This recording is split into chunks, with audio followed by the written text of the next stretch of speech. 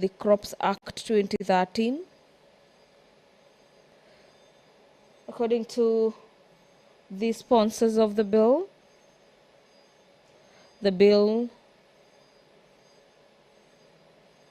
when enacted, will restore the roles of the Kenya Sugar Board, currently being undertaken by the Sugar Directorate of the Agriculture and Foods Authority, established under the Agriculture and Food Authority Act of 2013. In the memoranda of the Sugar Bill 2022 is that since 2013, ineffective stewardship of the sugar industry by the Agriculture and Food Authority has contributed to a number of factors. Among them is the non-payment of farmers by public sugar companies, as well as increased costs of sugar production. There has been declining land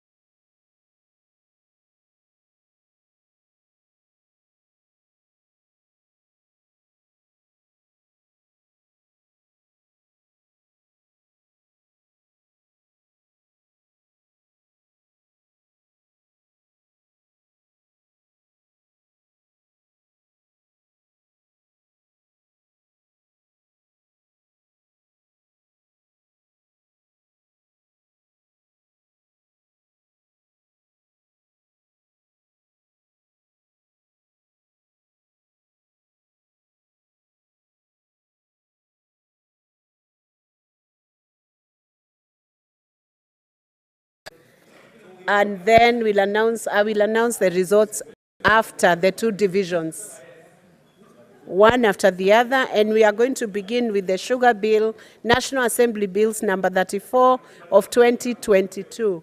Please log back in. Yeah, log out and log in. Log in, please. Are you ready? Yeah, we are ready. Okay. Let me bring the question for you.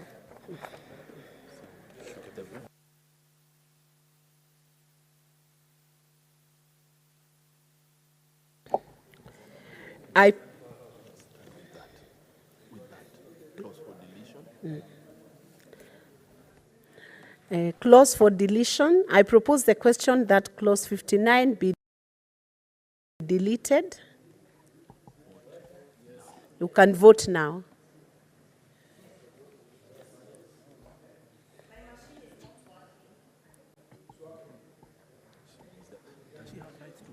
No, she doesn't. No, she doesn't. No.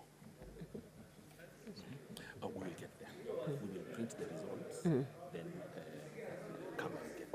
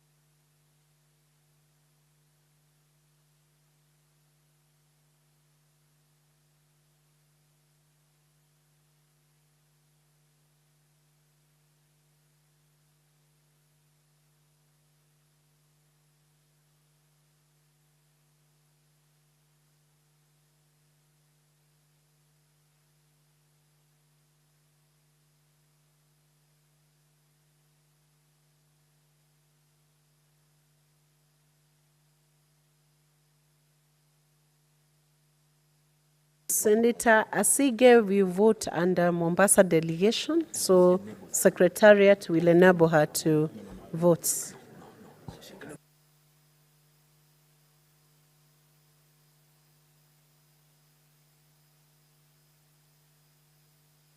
Senator Asige, the card will be activated, you'll vote in the next one.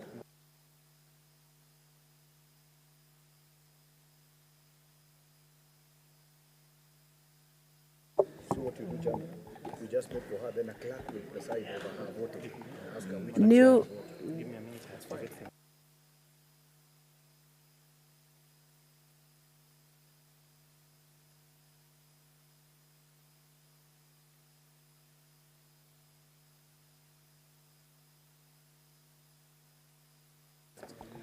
so going to the next vote, Senator Asige has been activated to vote electronically, so she will be able to vote. She will be given the support she requires. Next is new clauses 19A, 19B, and new schedule. I put the question that new clauses 19A, 19B, and the new schedule be now read a second time. Senators, you can proceed to vote.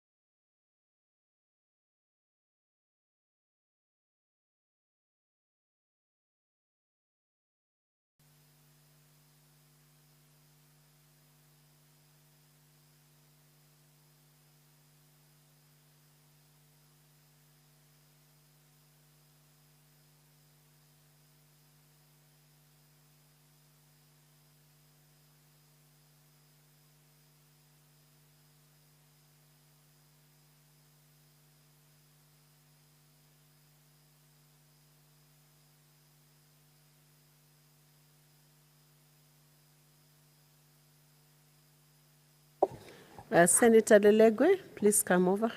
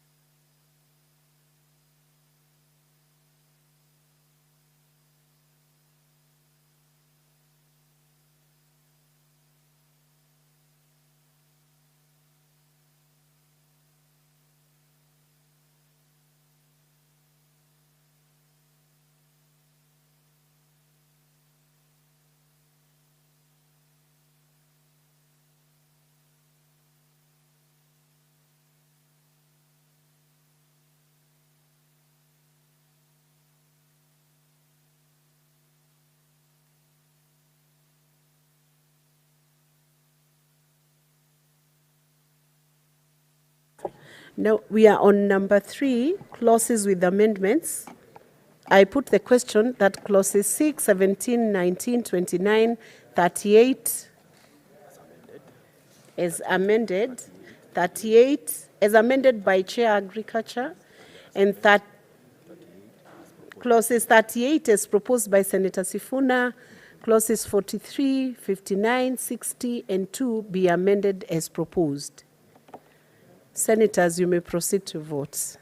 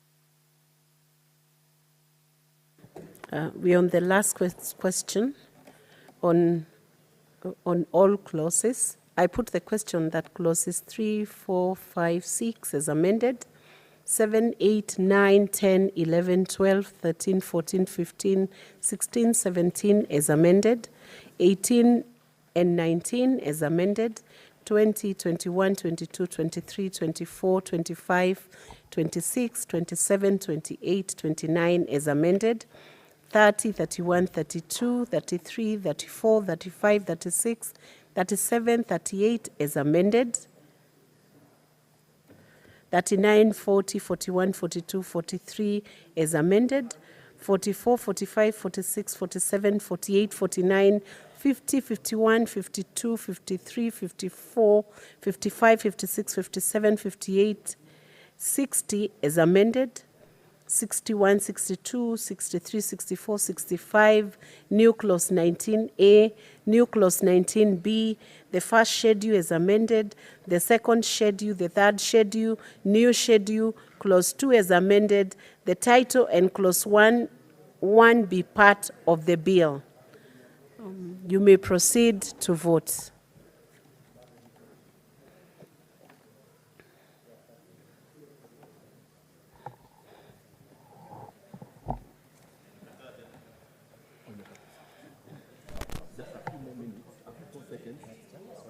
We print.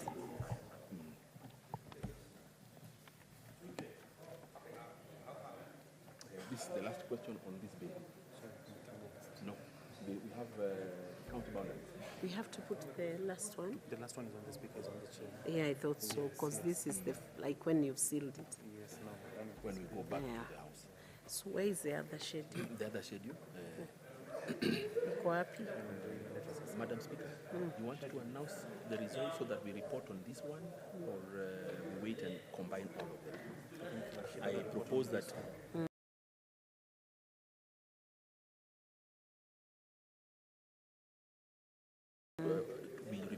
results on this one.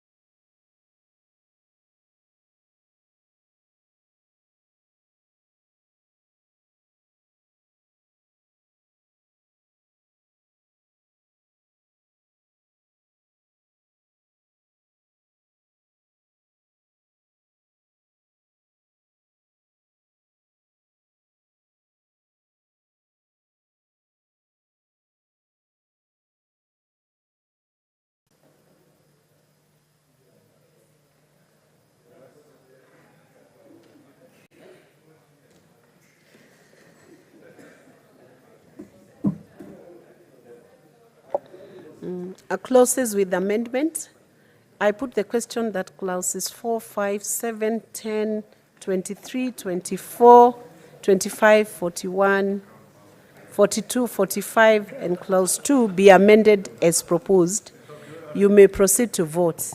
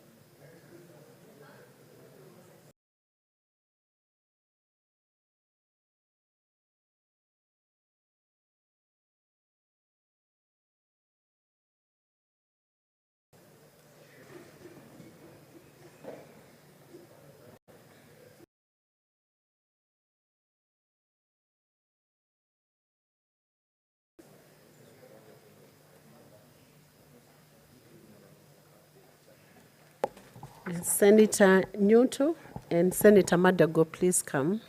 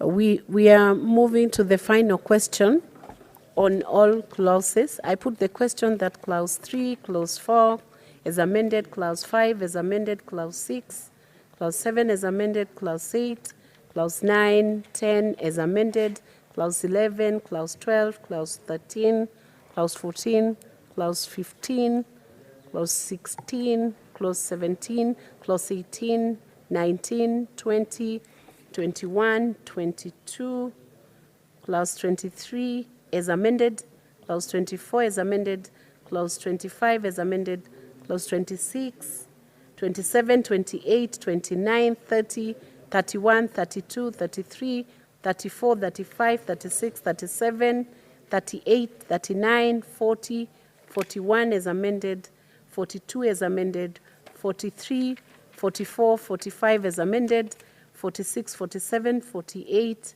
49, 50, 51, 52, first schedule, second schedule, third schedule, fourth schedule, fifth schedule, new clause 13A, clause 2 is amended, the title and clause 1 be part of the bill.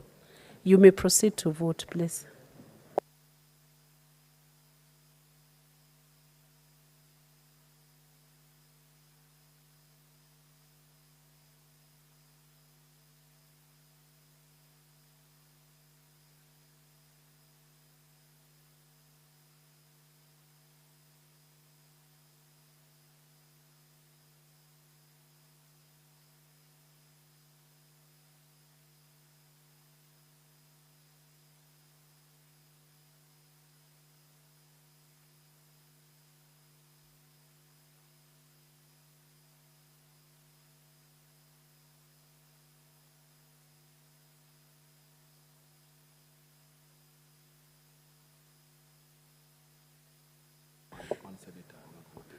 One senator has not voted. Just confirm that you voted. Can you tell who it is?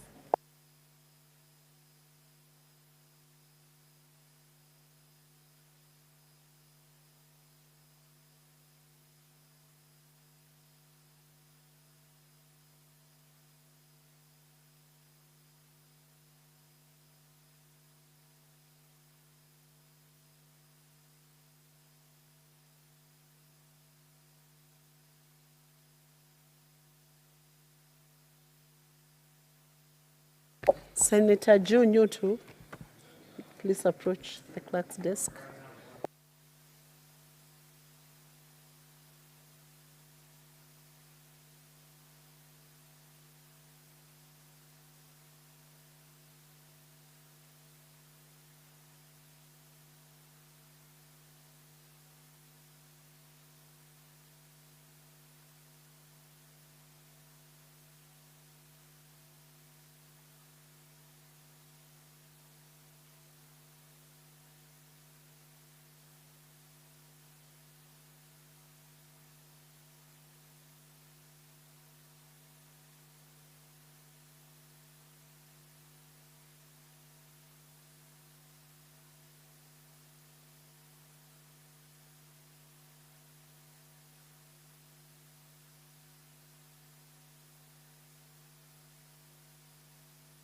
Reporting kidogo.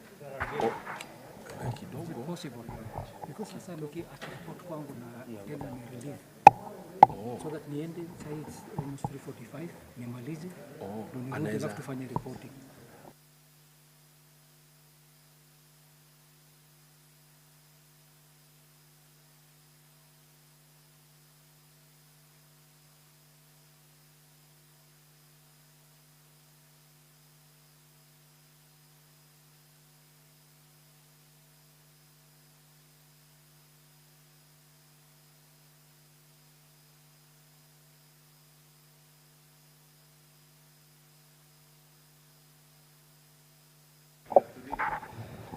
These are the results of the division, the County Boundaries Bill, Senate Bills number 6 of 2023. There were no clauses for deletion. New clauses, ayes 30, nays 0, abstention 0. The ayes have it. Clauses with amendments, ayes 30, nays 0, abstention 0. The ayes have it. All clauses, ayes 30, nays 0, abstention 0. The ayes have it. And that's the end of that division. Let me assist. Oh, wait. So Senator Wambua will stand in for Senator. So I request Senator Wambua to stand in for Senator Kajwang to come and report. Mover, please proceed.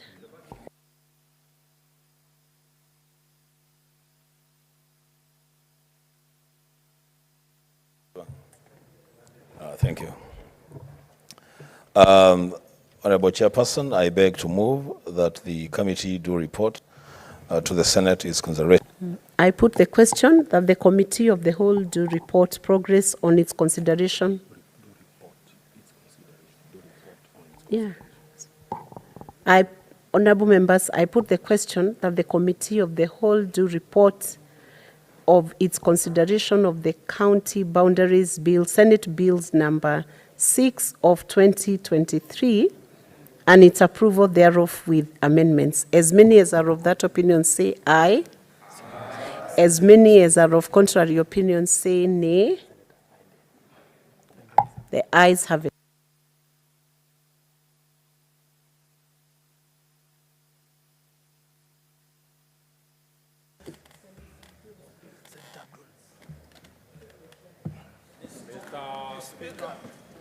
Mr. Speaker.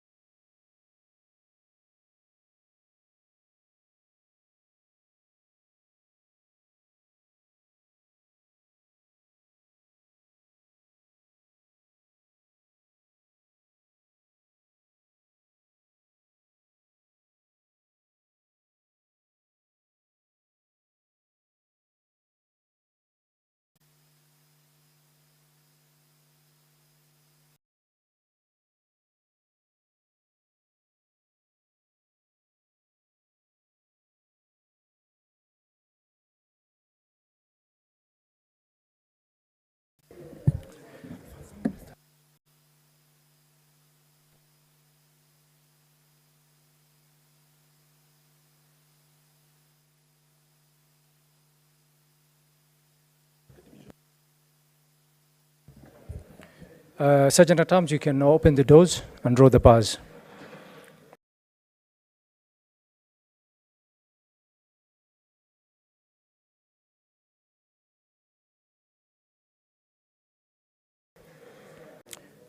Chairperson to report.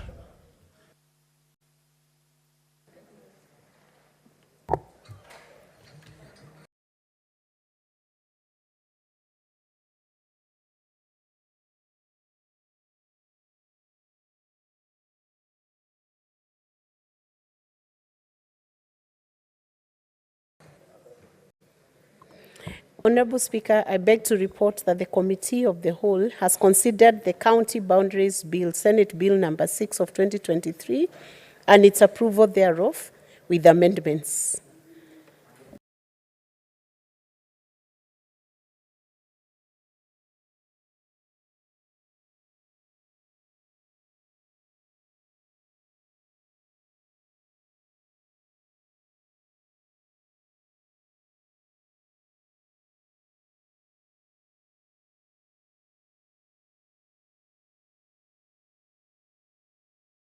I read at that time. Seconder. And I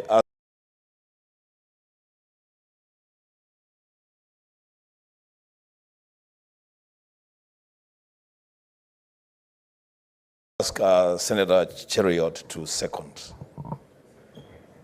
Mr. Speaker, I second. Honorable Senators, I propose the question that the County Boundaries Bill, Senate Bills number 6 of 2023, be now read a third time. I put the question that the division will be done after we go through the other bill. Honorable Senators, I put the question that the County Boundaries Bill, Senate Bills number 6 of 2023, be now read a third time. Division at the end.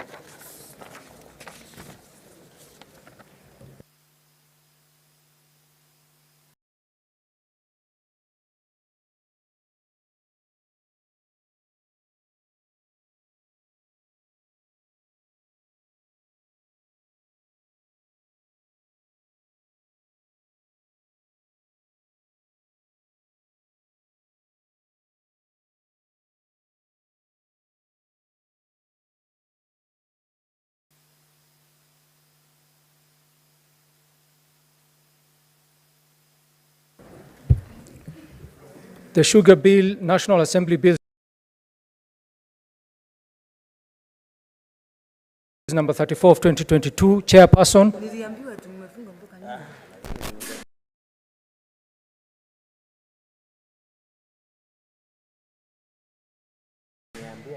It's number 34 of 2022. Mover. Thank you, Honorable Speaker.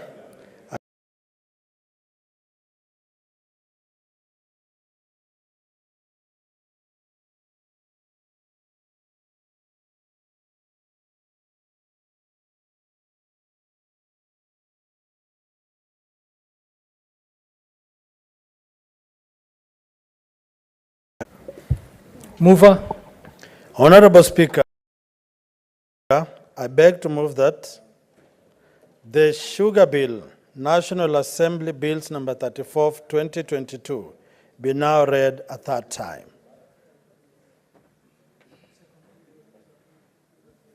I would like to request Senator Dr.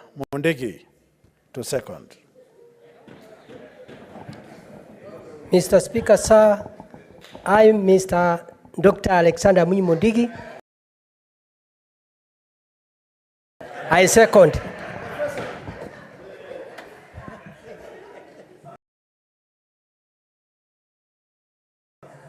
Honorable Senators, I propose the question that the Sugar Bill, National Assembly Bill number 34 of 2022, be now read a third time.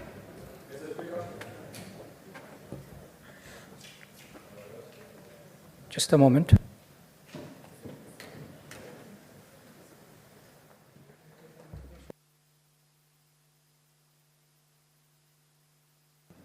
Senator Boni Kalwale. Yes, Mr. Speaker, I can see the hot consultations. I don't have much to say, but I just wanted to emphasize this stage in lawmaking. Yes, Mr. Speaker, especially for the benefit of young Edwin Sifuna, my brother's son. Mr. Speaker, I just wanted to laud members of the National Assembly and of this House. The removal in the structure of governance of agriculture of the Sugar Board. Boni Kalwale, can I give you guidance as you proceed? Yes. At this point in time, we cannot go into the merits or the demerits of the bill. Precisely, I know. Okay. I'm just thanking members. Has caused farmers a lot of pain that you have returned the Kenya Sugar Board. You have helped farmers in a manner that I can only be allowed to come here with a cockerel from an old woman in Kakamega so that we can partake of the soup. Thank you so much, honorable members.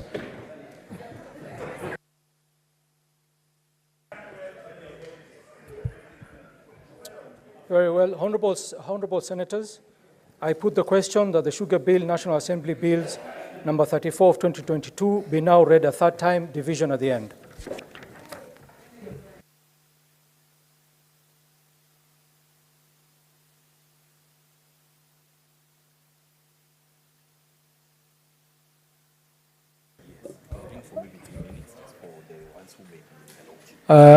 Sergeant at Arms, can we ring the bell for 2 minutes?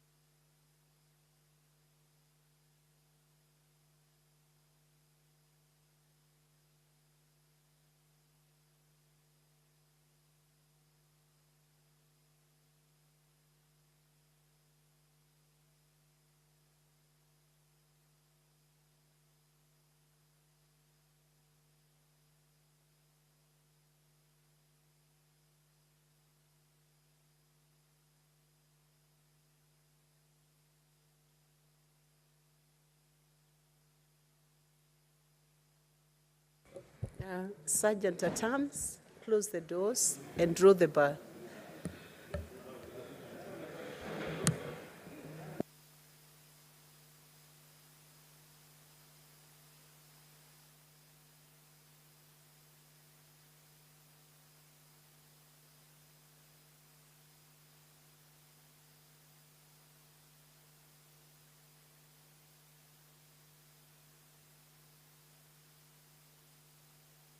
Honorable Senators, we will do electronic voting.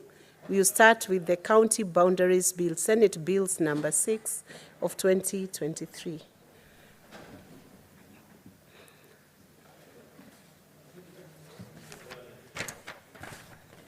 It will be read at that time.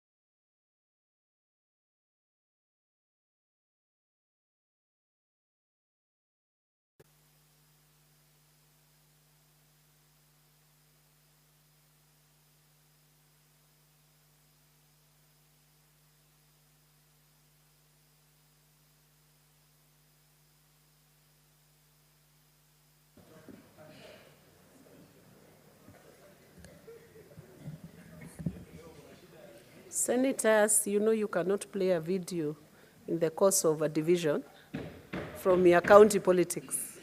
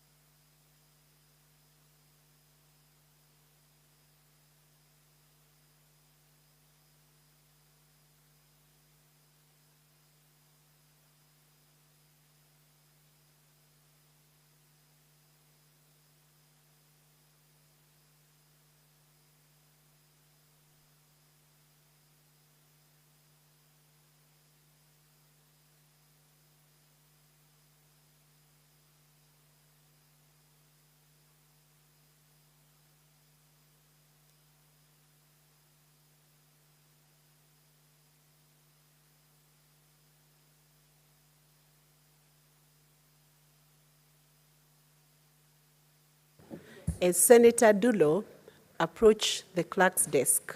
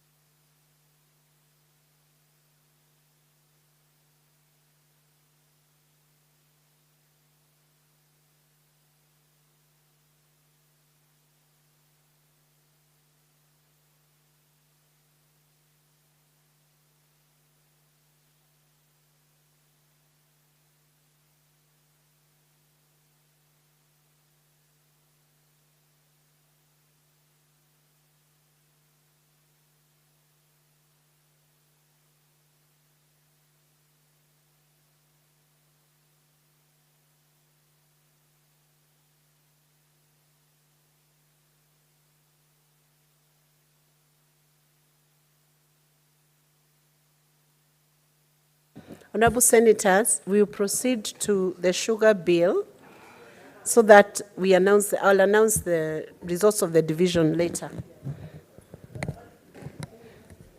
Honorable Senators, I now put the question that the Sugar Bill, National Assembly Bills number 34 of 2022 be now read a third time. You may proceed to vote.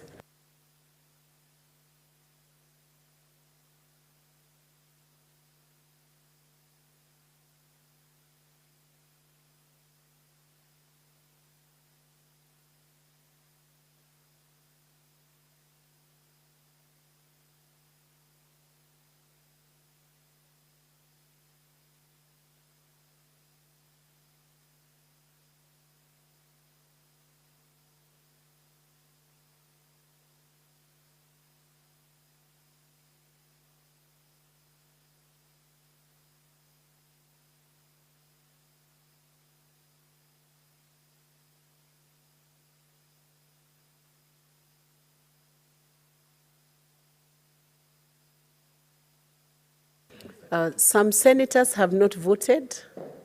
Majority Leader, have you voted? Okay. Check if you have voted.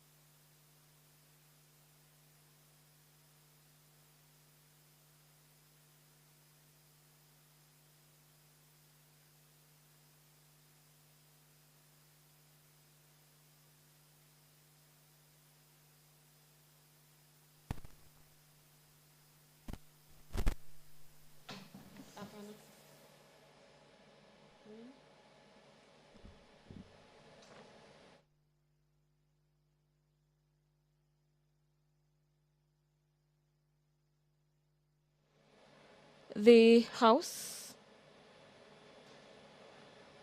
has just concluded the vote on the sugar bill and the county boundaries bill. Senators have voted on this particular bill. What now we await is for the pronouncement of the Speaker in regards to how the House voted in regards to the two bills that are currently under division. The bills are namely the County Boundaries Bill, Senate Bills number 6 of the year 2023, as well as the Sugar Bill, Bill number 34 of the year 2022. And the Sugar Bill is co-sponsored at the Senate by the Senator for Bungoma County, Senator David Wakoli Wafula. This bill seeks to streamline the sugar sector to ensure that sugarcane farmers are not taken advantage of by unscrupulous traders as well as millers.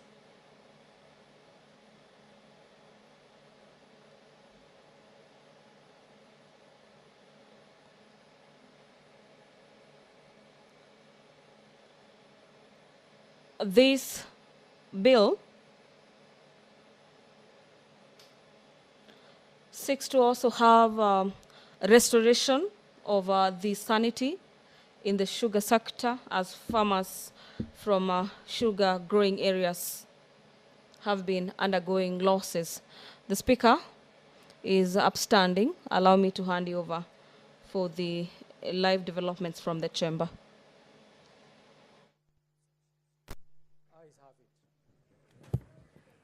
A bill for an act of parliament to provide for county boundaries, to provide for a mechanism for the resolution of county boundary disputes, to give effect to Article 188 of the Constitution by providing for the procedure for alteration of county boundaries, to provide for the establishment of an independent county boundaries commission, and for connected purposes.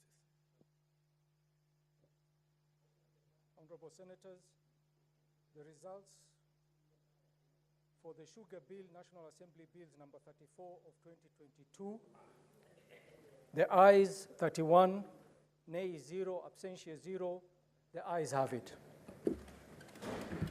A bill for an act of parliament to provide for the development, regulation, and promotion of sugar industry, to provide for the establishment, powers, and functions of the Kenya Sugar Board, and for connected purposes. That brings us to the end of the division. Sergeant at Arms, you may draw the bars and open the doors. Honorable Senators, you'll allow me to rearrange the order of today. We will go straight to the Division of Revenue Bill, National Assembly Bills number 14 of 2024. But before that, I will give an opportunity to Senators to contribute to the statements that were raised by Senators. Senator Samson Cherargei.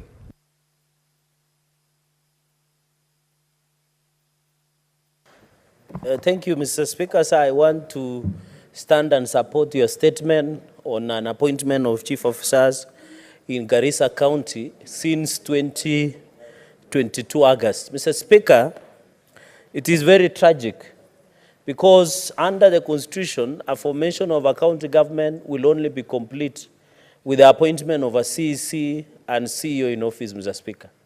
It is very unfortunate because under the Public Finance and Management Act, Mr. Speaker, sir, Section 148, thereabout of Public Finance Management Act designates a chief officer as accounting officer, Mr. Speaker. What is happening in Garissa County, Mr. Speaker, is sad, is tragic. They are in office illegally and unconstitutionally, Mr. Speaker. Because a county executive will only be complete with CEC, CEOs, and directors in place, Mr. Speaker. So the violation, the consequence of violation of Section 148 of Public Finance Management Act, Mr. Speaker, is very unfortunate. I want to request, Mr. Speaker, this is a very serious statement. It's not just an ordinary statement. I would have expected the Committee of JLAC, Mr. Speaker, the Committee of Devolution to immediately invite or summon the governor of Garissa to explain to this country or to this House, Mr. Speaker, why chief officers have not been vetted and appointed, Mr. Speaker. The second point, Mr. Speaker, is that under county assemblies, public appointments on county assemblies, Mr. Speaker, is very clear that when you appoint, it must be vetted by the county assembly, Mr. Speaker. Mr. Speaker, finally, in fact, as a House, we have so much power, Mr. Speaker, that when you look under Article 225 of the Constitution, this House, Mr. Speaker, has power even to stop, Mr. Speaker, the disbursement of funds to Garissa County government. Mr. Speaker, when you look under Article 228, and this is what I want to challenge, Mr. Speaker, the controller of budget. Senators will listen to Cherargei in silence. Okay. Mr. Speaker, I want every senator to listen to this with a lot of respect. Under Article 225, I'm speaking as the Vice Chairperson of County Public Accounts, with a lot of authority. Mr. Speaker, under Article 2255, this House has power to stop even funds. Because, Mr. Speaker, who is accounting officer of Garissa County government as at now? There is no chief officer as per Section 148 of Public Finance Management Act.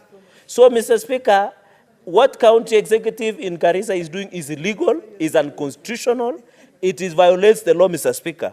And that is why I come to the third limb, Mr. Speaker. When you look under Article 2285, Mr. Speaker, the controller shall not approve any withdrawal from public fund unless satisfied that the withdrawal is authorized by law. So who is withdrawing the money of Garissa County government if they don't have an accounting officer since August 2022, Mr. Speaker? Mr. Speaker, the county government must be called to order. It must be held accountable, Mr. Speaker, and I want to support you as the Senator of Garissa for bringing to the attention to this House, Mr. Speaker. And Mr. Speaker, it looks like what is happening in Garissa, Mr. Speaker, is a crime scene. You know why? The hospitals are not functional.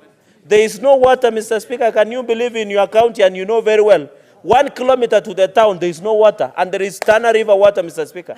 Number two, you have a dysfunctional county government, Mr. Speaker. So, Mr. Speaker, we want to say Garissa County government must be held accountable and must appear before this House, Mr. Speaker.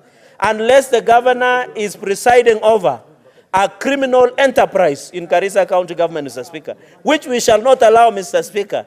Mr. Speaker, with those many remarks, I thank you and support your statement. Senator Olekina.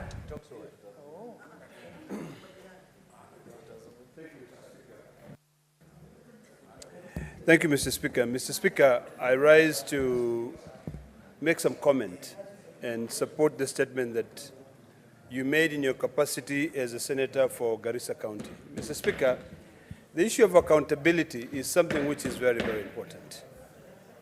If you look at Article 179 of the Constitution, it defines what is called the executive authority of a county, which is vested on the governor, the deputy governor.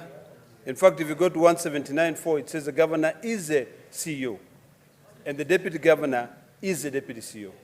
Then you've got the 10 CCs, who also have the accounting officers, who are the chief officers. The chief officers are the ones who have got the authority to incur expenditure. So if you come up with a statement and says that Garissa County does not have CEOs, it really begs the question as whether that county exists or not.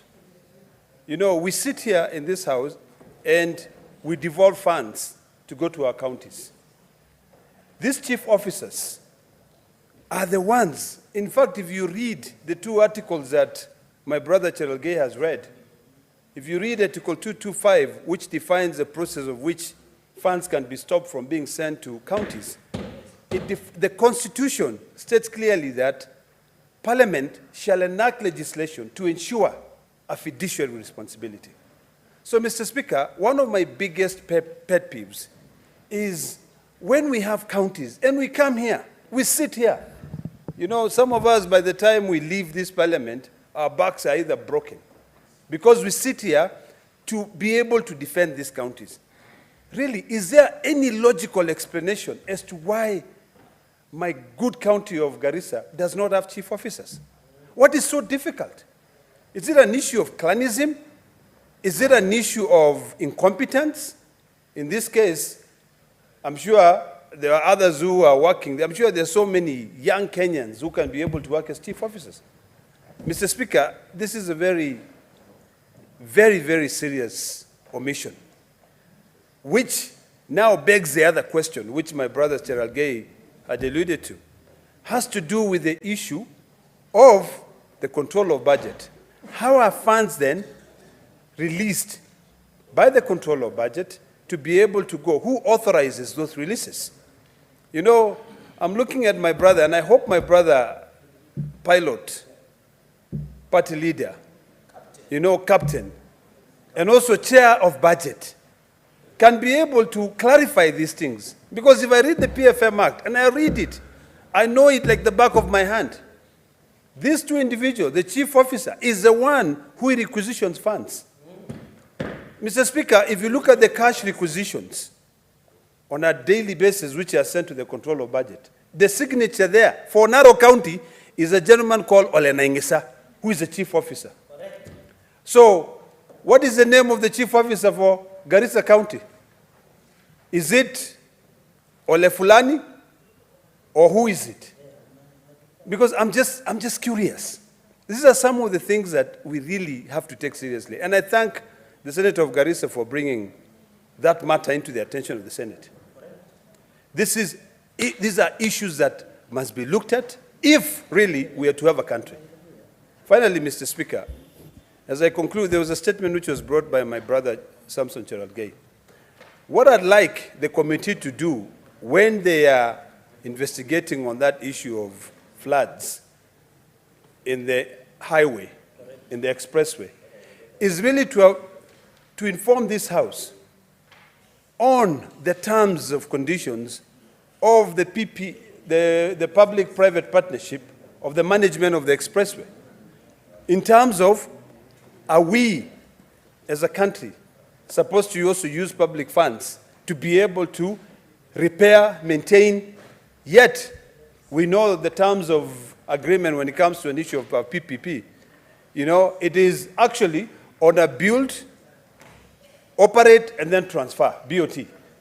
So if the company which built the expressway is operating it, are we supposed to be also incurring expenditures? Are we also supposed to be inconvenienced by poor workmanship of the expressway, where you find that it is flooded? Now, when you come to the underpath or the lower roads, if you are building a road on top, of course you will affect the road that people are using. Were there any terms and conditions set out in terms of the maintenance of that road? Those are things that we need to understand so that even when we ask questions, we can be able to understand how to respond to our people. The issue of flood, generally, Mr. Speaker, is something that is affecting so many countries today. In fact, when I was sitting here, I was reading a clip. I was actually seeing a clip from Tanzania where one gentleman was arguing that there were no floods. But then next to it, you could see floods all over. You know? So he was saying in Swahili, mafuriko. I think if the water levels are not all the way up to your windows and they enter into your house and then they flood your house and they go out, when the water, if you are just marooned in your house and you cannot be able to leave, it doesn't mean that it is mafuriko. But on a serious note, Mr. Speaker, I think this is something that we need to really think seriously on it. We need to consider our infrastructure and see how best we can be able to improve on an annual basis when we carry out our budgets. I thank you, Mr. Speaker. Thank you, Senator. Senator Ali Roba.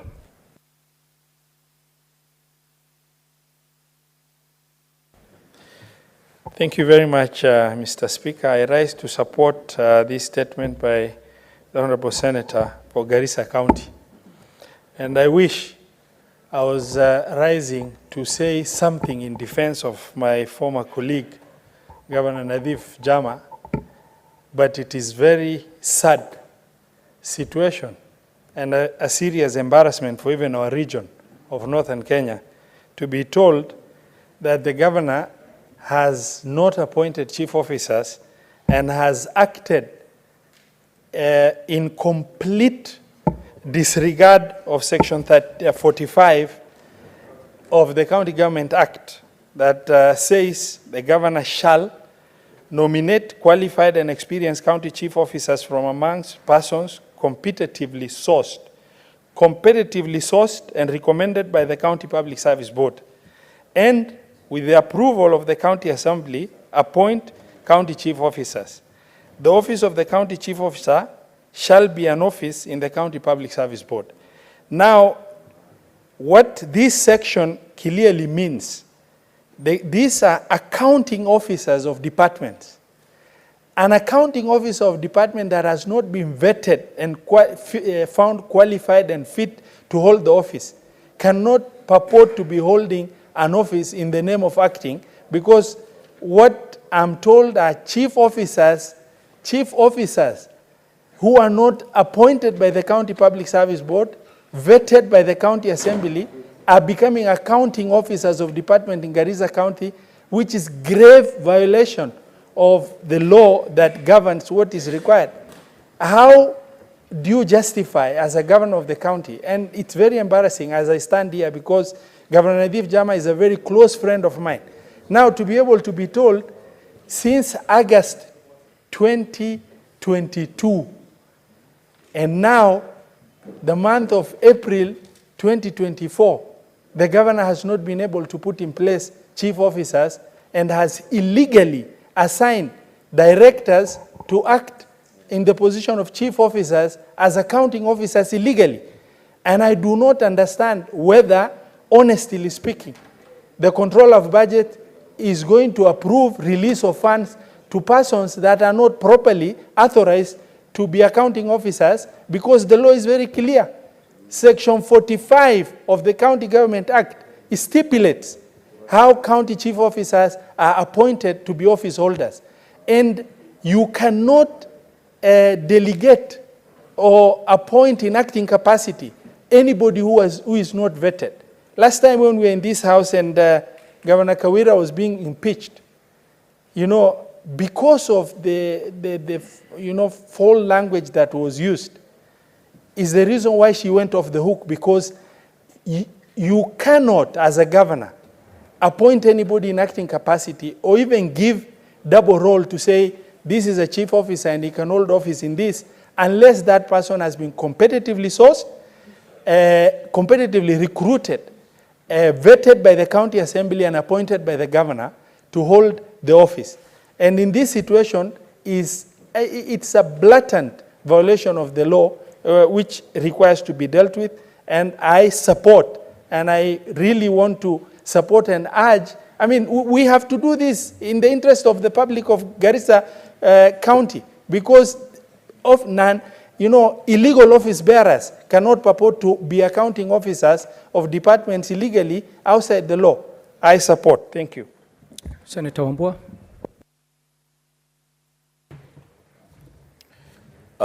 I thank you, Mr. Speaker. Mr. Speaker, I have known the Senator of Garissa to be a very patient leader.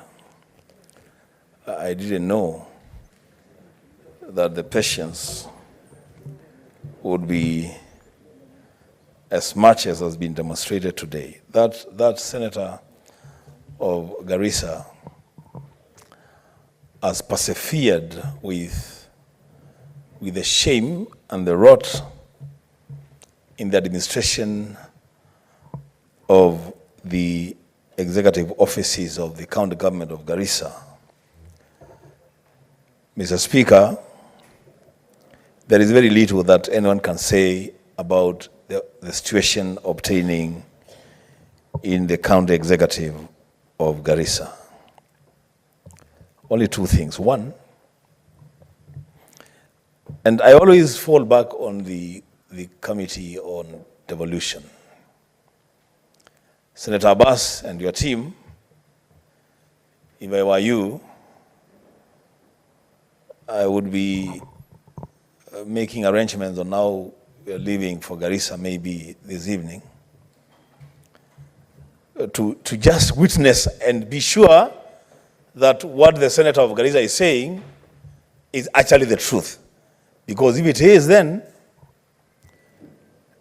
Speaker, I would suggest that two things happen. One, that committee first orders and directs the control of budget to forthwith stop disbursements to the county government of Garissa. Because what is happening is that money, public money, is being released to strangers in office. Those people who are now exercising the authority to incur expenditure in the county government of Garissa have no local standi. They are not recognized by law. And so whatever expenditure is taking place in the county government of Garissa, it's an illegal expenditure. Mr. Speaker, the County Governments Act does not suggest or provide guidelines to county governors on how to constitute governments. The County Governments Act prescribes a method of how legitimate county governments and county executives are constituted. Mr. Speaker, without spending too much time, I would suggest that after the visit by the Committee on Devolution, and I hope they will take up this challenge, the Speaker, we also need to call the Controller of Budget to explain to this House how money has been released to the county government of Garissa since 2022 August to date, when there are no chief officers in that county government. Speaker, lastly, I have confirmed with you, and I actually feel a bit ashamed, that this governor of Garissa is actually an Azimio governor. It is a big shame that a governor who had initially been rejected by people in between 2017 and 2022, and that the people of Garissa now have returned him to office, is behaving as though Garissa County is a personal kiosk. So, Speaker, to that governor, I say a big shame, and let us see action taken against that governor. I thank you. Senator Jackson Mandago. Thank you very much, Honorable Speaker. Honorable Speaker, I rise to comment on the two statements by the Senator of Garissa, who is now the Chair. Speaker, Honorable Speaker, on the matter of appointment of chief officers, Honorable Speaker, I not only take it that the governor is lax in his duties, but also the County Assembly of Garissa should be called out, Honorable Speaker, for allowing for such blatant defiance of the law by the governor, by approving the budget consistently for all those number of years, knowing very well that there are no substantive chief officers who have been appointed to those positions. I'm even wondering, Honorable Speaker, how are the county development plans being approved? How are the annual development programs being approved if the officers are not substantive in office? Honorable Speaker, this is a matter that this House and the committee must take seriously. And Honorable Speaker, we request the Committee for Devolution to actually write to the Controller of Budget immediately to hold releases to the county government of Garissa, pending the visit and investigation on how these funds have been utilized, that have been sent without proper officers in office. Honorable Speaker, it is not possible to have all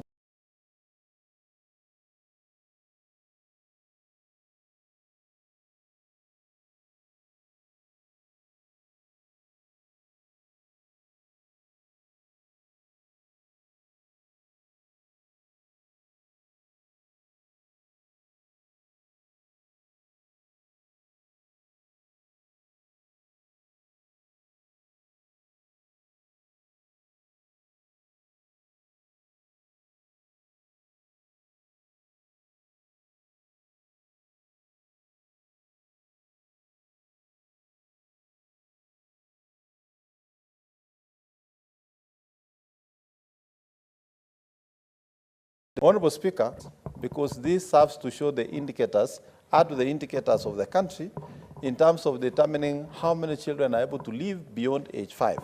Honorable Speaker, beyond age 5. Honorable Speaker, whenever we see a county that has high cases of maternal mortality, it could be of interest to know whether they have sufficient workforce, whether they are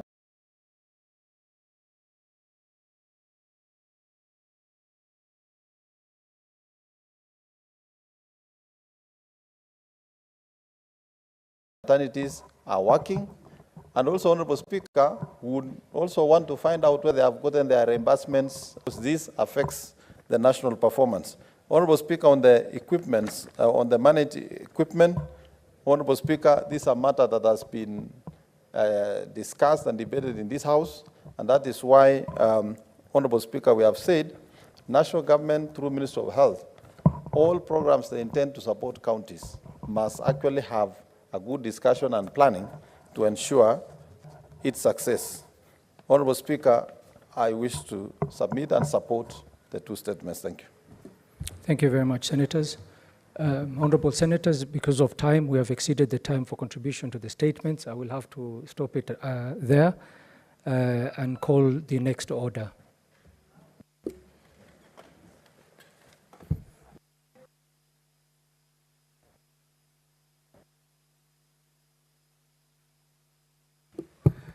Order number 12, the Division of Revenue Bill, National Assembly Bills number 14 of 2024, second reading. Senate Majority Leader.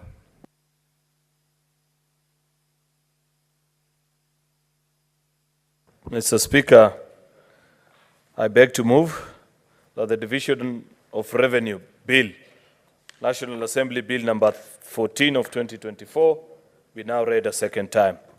Mr. Speaker, sir, this is an extremely important bill.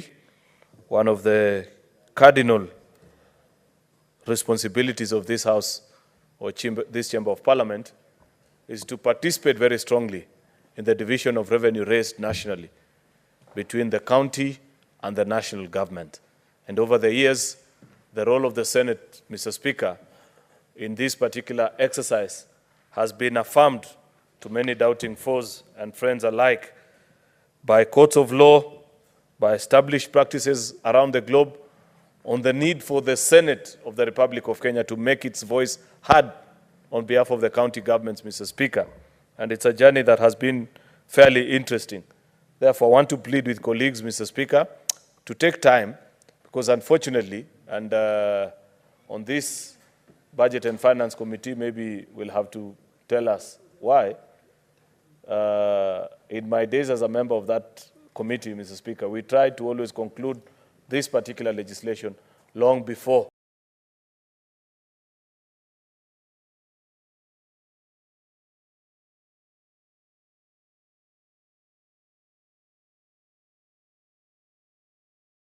for budget estimates in the National Assembly. View contrary to what our colleagues in the Assembly do on how much revenue should be dispersed to the counties, Mr.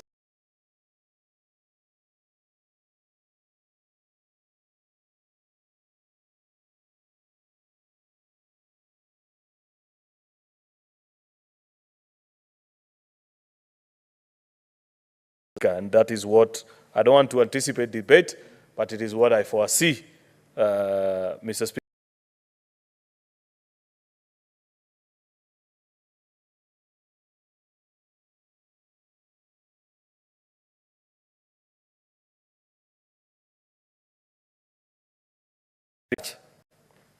And referred to the Senate for consideration as required by Article 218 of the Constitution of Kenya. The purpose, of course, I've explained, is for the vertical sharing of revenue between the two levels of government. Mr. Speaker, sir, this bill was actually read a first time on the 27th of March, 2024, which is a few weeks ago, and pursuant to Standing Order number 145, it was committed to our very hard-working Committee on Finance and Budget, which facilitated public participation and all these things that we need to do. The Division of Revenue, Mr. Speaker, in accordance to Article 203(3) of the Constitution, demands that the most recently audited accounts approved by the National Assembly, you have at least 15% of that. 15% is a baseline. And there have been conversations around how to increase this, Mr. Speaker. The very late being in the NADCO exercise that you has truly participated in, which raised this actually to 20%. That bill is still before our Justice and Legal Affairs Committee. I don't see the chair of that committee. They will have updated us how far they are with that particular clause. The projected revenue for financial year 2024-2025, which is the next financial year, Mr. Speaker, is 2.948 trillion, Mr. Speaker. And I don't need to repeat my comments on this budgeting in the pie, this budgeting practice of having a pie in the sky and projecting a revenue which you know very well that the chances of hitting it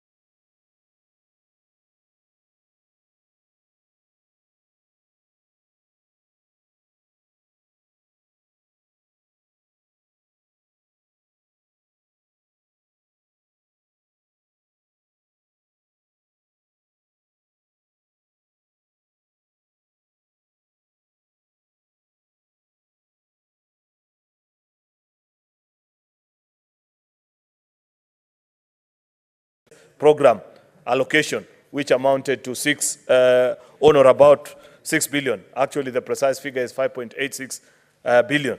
These adjustments also, Mr. Speaker, they take into account the non-discretionary financial obligations resulting out of the, number one, housing levy, two, increased contribution to the National Social Security Fund, and certainly the contribution also to the social health insurance funds wage drift, as well as the need for counties to provide matching allocation for the county aggregation industrial parks, otherwise known as the KIPes.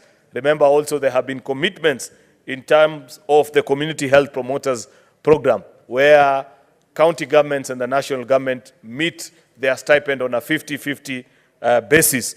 Therefore, there is need to actually, before even having a conversation on the projected growth, to first take into account that counties will be expected to additionally shoulder that burden. So the same way the national government makes provisions in its findings or on its funding needs, Mr. Speaker, there is this proposal.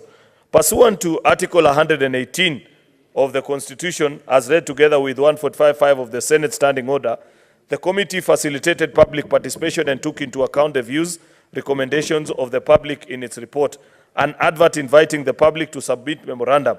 And during these stakeholder conferences, Mr. Speaker, the chair of the committee will actually inform the House on who participated and who made their contribution, Mr. Speaker.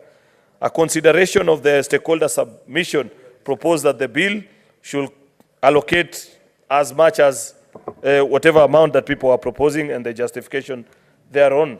Mr. Speaker, the committee has tabled their report and members will find time to read through and establish what has been established. Therefore, Mr. Speaker, the bill has 391 as a proposal, but our Committee on Budget and Finance, I have taken time to read their report, and much as I read the bill as proposed, Mr. Speaker, I must also make my comments on what the committee found, and what I do agree with them, that the national government share be 2.5 trillion, and the county equitable share be 415 billion, as what they had already observed during the annual BPS. We have said times without number, Mr. Speaker, that BPS is not just a rosy suggestion to the Treasury. It is well founded on good reason and logic. And there is actuarial studies to it that are undertaken by our members of Budget and Finance and even our colleagues from the Parliamentary Budget Office on how you arrive at that figure. I have explained, Mr. Speaker, that there are additional resource needs to our counties on account of laws that have been passed by the Houses of Parliament, which if we pass directly to our county governments, Mr. Speaker, will be unfair, because we know for a fact that, number one, there'll be more revenue raised or collected than was the previous financial year. Number two, we know that there is actual growth, Mr. Speaker, and the projected growth that has been relayed here is one of 6.4%. And therefore, if we expect the same to be seen in our county governments, Mr. Speaker, then we must begin by having a baseline that takes into consideration the need to first contain or pay, Mr. Speaker, the statutory deductions that arise out of laws that we have passed into this House and agreements that the county governments have entered in partnership with the national government, and there is no harm about that. There is no harm about counties, for example, agreeing with the national government to have the KIPE program. Good, well-thought-out program, which I expect each county government to think through and see what is it that their own people can produce and accelerate the access to market for the farmers in that particular region, Mr. Speaker. Therefore, on account of that, and for example, just to consider the matching condition allocations of the county governments on the agricultural aggregation industrial park is 11.75 billion shillings. Of course, there is a matching allocation on the community health promoters of 3.23 billion. Housing levy deductions, because remember, members of staff of our county governments, Mr. Speaker, are deducted, and there is an employer's contribution. The employer is a county government. is 4.5 billion shillings, Mr. Speaker. An enhanced contribution to NSSF due to the yearly growth, an extra 3 billion Kenya shillings, Mr. Speaker. And of course, a wage drift on account of yearly growth of about 3 billion. Therefore, I appeal to the distinguished senators of this House to support the report of this committee and their proposal so that we can conclude on this exercise. Mr. Speaker, we made a final observation, and this is perhaps my last comment on this issue, that we have still not concluded the conversation on the funding of our counties until we have a conversation about own-source revenue by our counties, Mr. Speaker. Many counties continue to underperform in terms of own-source revenue collection. And we have said they fail this intentionally, Mr. Speaker, because of pilferage. Many counties have refused to adopt modern practices in terms of own-source revenue collection, Mr. Speaker, as is the case of what we are observing with the national government, something that will help us at least keep tabs and know, Mr. Speaker, what is the true and actual potential of a particular county, Mr. Speaker. And therefore, to have a conversation on division of revenue without putting an equal demand, Mr. Speaker, for counties to find ways in which they can collect revenue and ensure that they collect that which is intended, Mr. Speaker. We have passed recently the national rating bill, Mr. Speaker, so that we standardize the payment of land rates, the leading source of on-source revenue for nearly all our counties, Mr. Speaker. We have equally passed the uniform procedures bill, Mr. Speaker, so that we ensure that our counties have a standardized way of collecting revenue. If it becomes impossible, then I shall be challenging my colleagues that we must think of a way that we develop a standard system that is applicable to all the 47 counties, instead of having county governors or county governments, Mr. Speaker, that on this county, this is a practice that is being used to raise revenue, and in another one is different. I believe as a House, and that is our duty because we can legislate, we are the only body that can make national law that is applicable to all our 47 counties, Mr. Speaker. And therefore, Mr. Speaker, I want to agree with the comments of my colleagues. I know many senators want to contribute to this particular bill, Mr. Speaker, and therefore I don't intend to be long with my comments so that I also get a chance to listen to the wisdom of the committee and colleague senators on what they have to say on this division of revenue. A final request, Mr. Speaker, if possible, I want to request colleagues that we debate this particular exercise and conclude on second reading today, if possible. However, if there will be many colleagues who will want to speak on it, then we'll have to carry on until Tuesday next week, Mr. Speaker, because it is an important bill that I don't see how you can be a senator and not have a say on the annual division of revenue bill, and say as much as you can. With those very many remarks, Mr. Speaker, I beg to move and request the chairperson of the Budget and Finance Committee, the Senator for Mandera, Senator Captain Dr. Ali Roba, His Excellency, to second this bill. Thank you, Mr. Speaker. Senator Roba.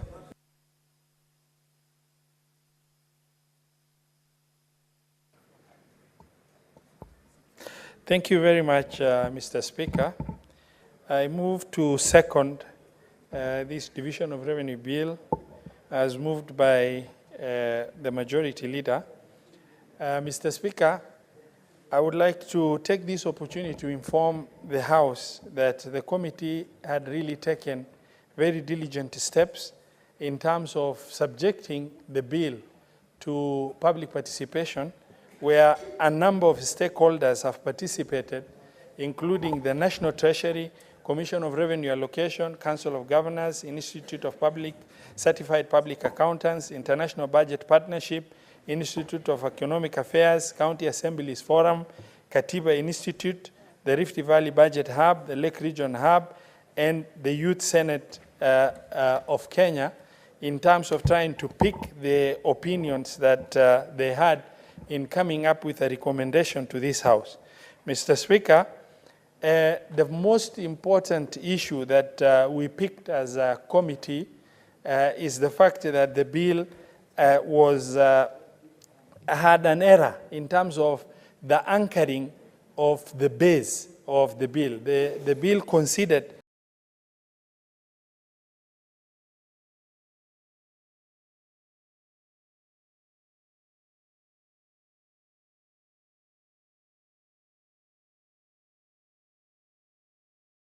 an erroneous indication of consideration that indicated that the bill had considered an increase of allocation to county governments of 16.6 billion, whereas the actual allocation as considered was only 5.6 billion or thereabout.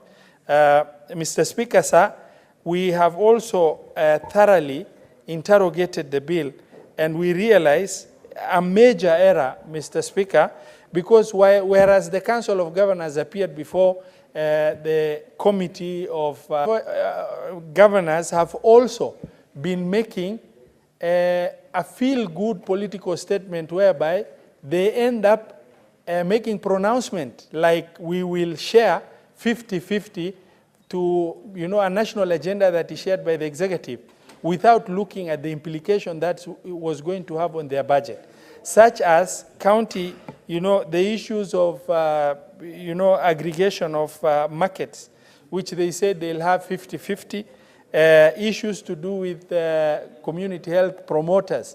They also said, without looking at the budget implication, that they're going to share in 50-50. Mr. Speaker, sir, as we interrogated, we also looked at issues that the majority leader has, shared in them. There are legislations that have financial implication to county governments that it is the agenda of the national government to pass. For example, the housing levy, the issues of NSSF, and that the implication it will have on the payroll of county governments is an issue that we looked. And in looking at these issues, Mr. Speaker, sir, we determined there are issues that are non-discretionary expenditure that the county governments will not be able to really avoid. For example, issues to do with the current strike of doctors, which the national government, through the Ministry of Health, have already committed that they're going to pay the arrears amounting to over 3 billion shillings in terms of when the CPA was signed and up to 2024. But from when the arrears are settled, county governments are required to inherit that expenditure directly. And that also amounted to an average expenditure of about 5.8 billion shillings, which is not discretionary. There is no way the county governments will be able to reduce this expenditure once they inherit. The doctors have to be paid because that is an expenditure and the payroll numbers are going to increase. And hence, it's non-discretionary expenditure to county governments because they have got to foot that bill of 5.8 billion shillings. And we also looked at the impact housing levy will have, which came to about 4 billion shillings to county governments in terms of what the payroll impact in terms of upward growth. We also looked at the enhanced contribution to National Social Security Fund, which amounted to about 3 billion shilling, which is going to really adversely impact on the payroll of the county governments in terms of the overall, effect of this. And these are legislations that are passed nationally. We are all subject to that such legislation. Looked at this issue that the county governors have made, some political statement and made commitment that had very serious financial implication of 11.75 billion because the national government was going to contribute 250 million and the county governments have committed to match it up by contributing another 250 billion. The cumulative effect of 250 million times 47 counties is 11.75 billion. Most of them have advertised that they did not have any money in the budget to be able to make good in terms of making sure that construction has happened. So where will that bill go? If 11.7 billion shilling from county aggregation and industrial parks is an impact on the budget, and yet the proposal in the current bill is moving it from 385.425 to to 391. Already 11.75 billion is increased on only one item. And we looked at the issue of matching allocation commitment, another feel-good political, commitment by governors without looking at the impact it has. And when they appear before the committee, they start saying these are numbers that is impacting us negatively in terms of the payroll structure, in terms of paying community health promoters. Why then commit if you are not able to meet? And then when we look at that, the impact also comes to 3.23 billion shilling on the payroll. And we, Mr. Speaker, sir, I was a governor for 10 years, and I'll keep on saying this because experience is not replaceable sometimes by other issues. If you look, Mandera County did not have, dialysis machine. It did not have a CT scan. It did not have advanced X-ray machines. Today they have, thanks to medical equipment services. Now that structure of medical equipment services has ceased into being, and county governments have either obsolete equipment that require replacement, or they need to service this. This has not also been built anywhere. In the wisdom of the committee, we looked at the importance of enhancing service delivery at the grassroots level, at the county level, for county governments, which is an issue that the national government came up with its wisdom, and many people that used to seek dialysis from Nairobi by traveling and paying so much are able to seek dialysis in their respective counties thanks to these shared medical, medical equipment services that was put in place through national government policy and supported by county governments. But it has since been discontinued. Then the question that we puzzled the committee is the question of then what happens now? And these services have already been introduced. Are we going to subject our public to a situation where they'll have to seek such services from bigger hospitals or level 5 hospitals?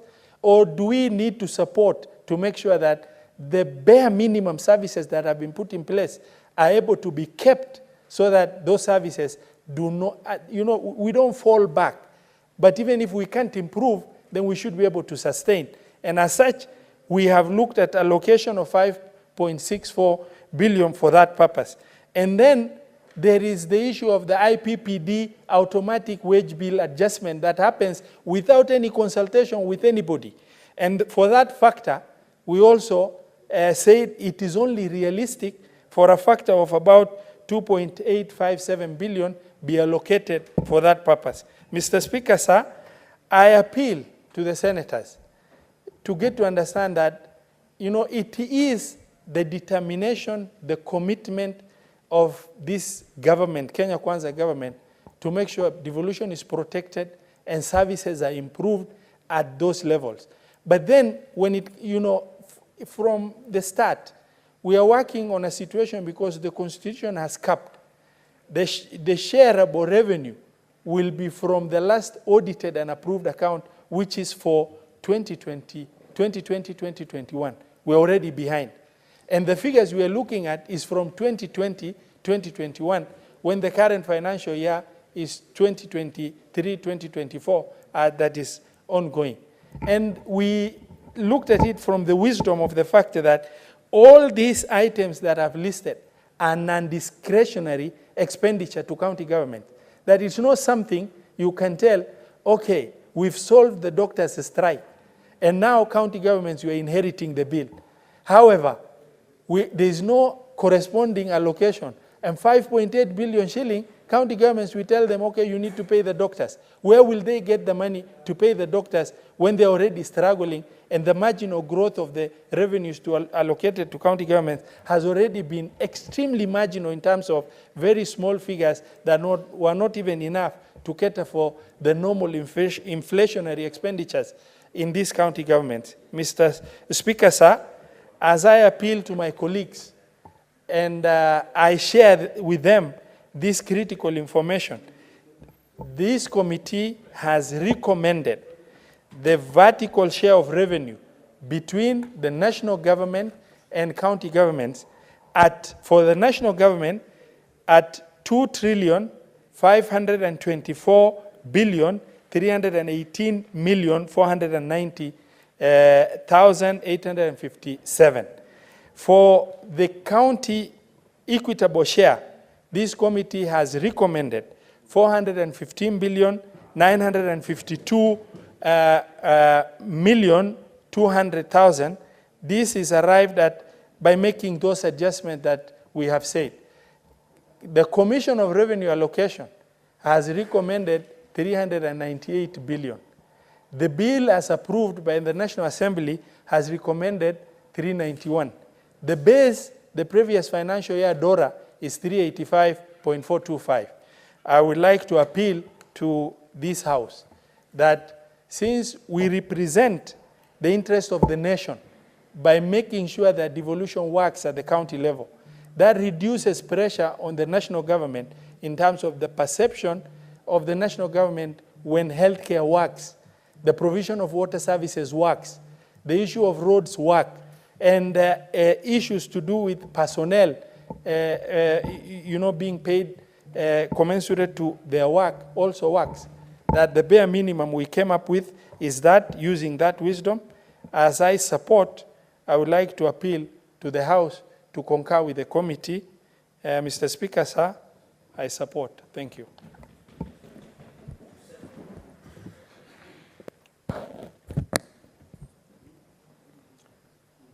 Honourable Senators, I propose the question that the Division of Revenue Bill, National Assembly Bills number 14 of 2024, be now read a second time.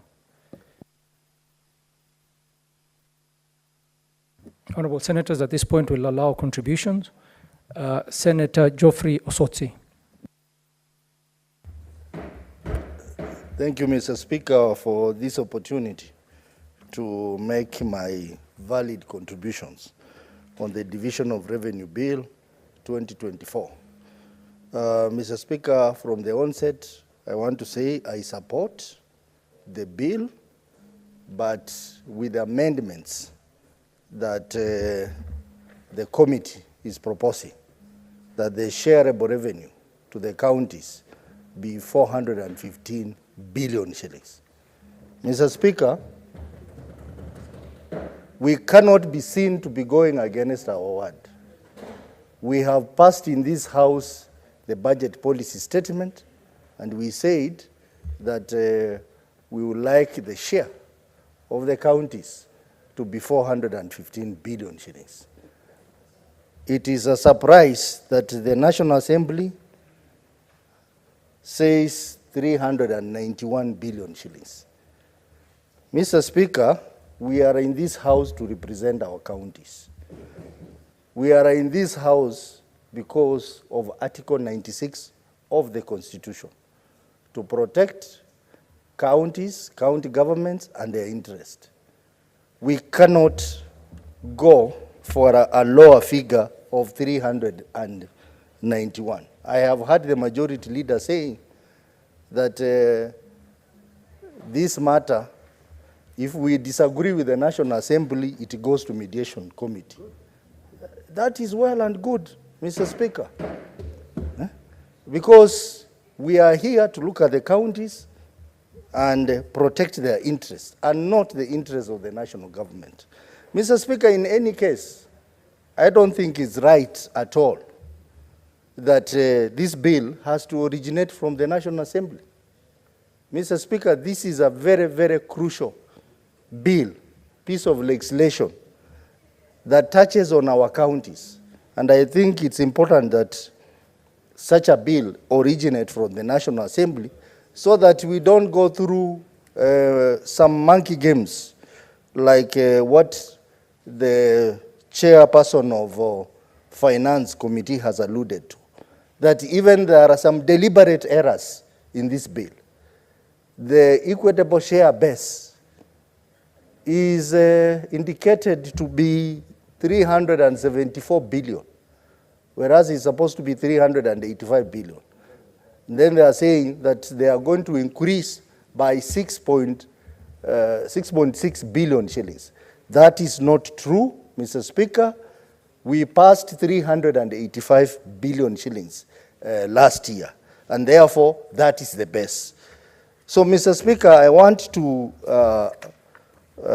request colleagues in this House to stand firm and approve the recommendations by the Finance Committee that the shareable revenue for our counties be 415 billion shillings.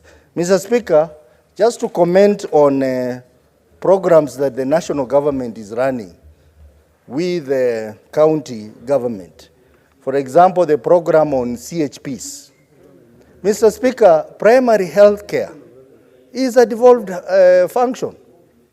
Why would the national government want to get involved in programs which are devolved and pretend that they want to fund it halfway, when they should just send the entire money to counties? The CHPs, I'm told some of them have not been paid. Like in my county, they have gone 3 months without being paid their stipend because of delays in releasing the counterpart share from the national government. Mr. Speaker, we also have the program of industrial park, county industrial park. This is another white elephant in the making, Mr. Speaker. This is another white elephant in the making, because the arrangement was counties give 50% and the national government gives 50%. The then Trade Cabinet Secretary was very busy running up and down, launching this industrial park. In my county, they launched it even though the national government had not even budgeted for the money. The county assembly had not even approved any money to that program. And that also affects many, many other counties.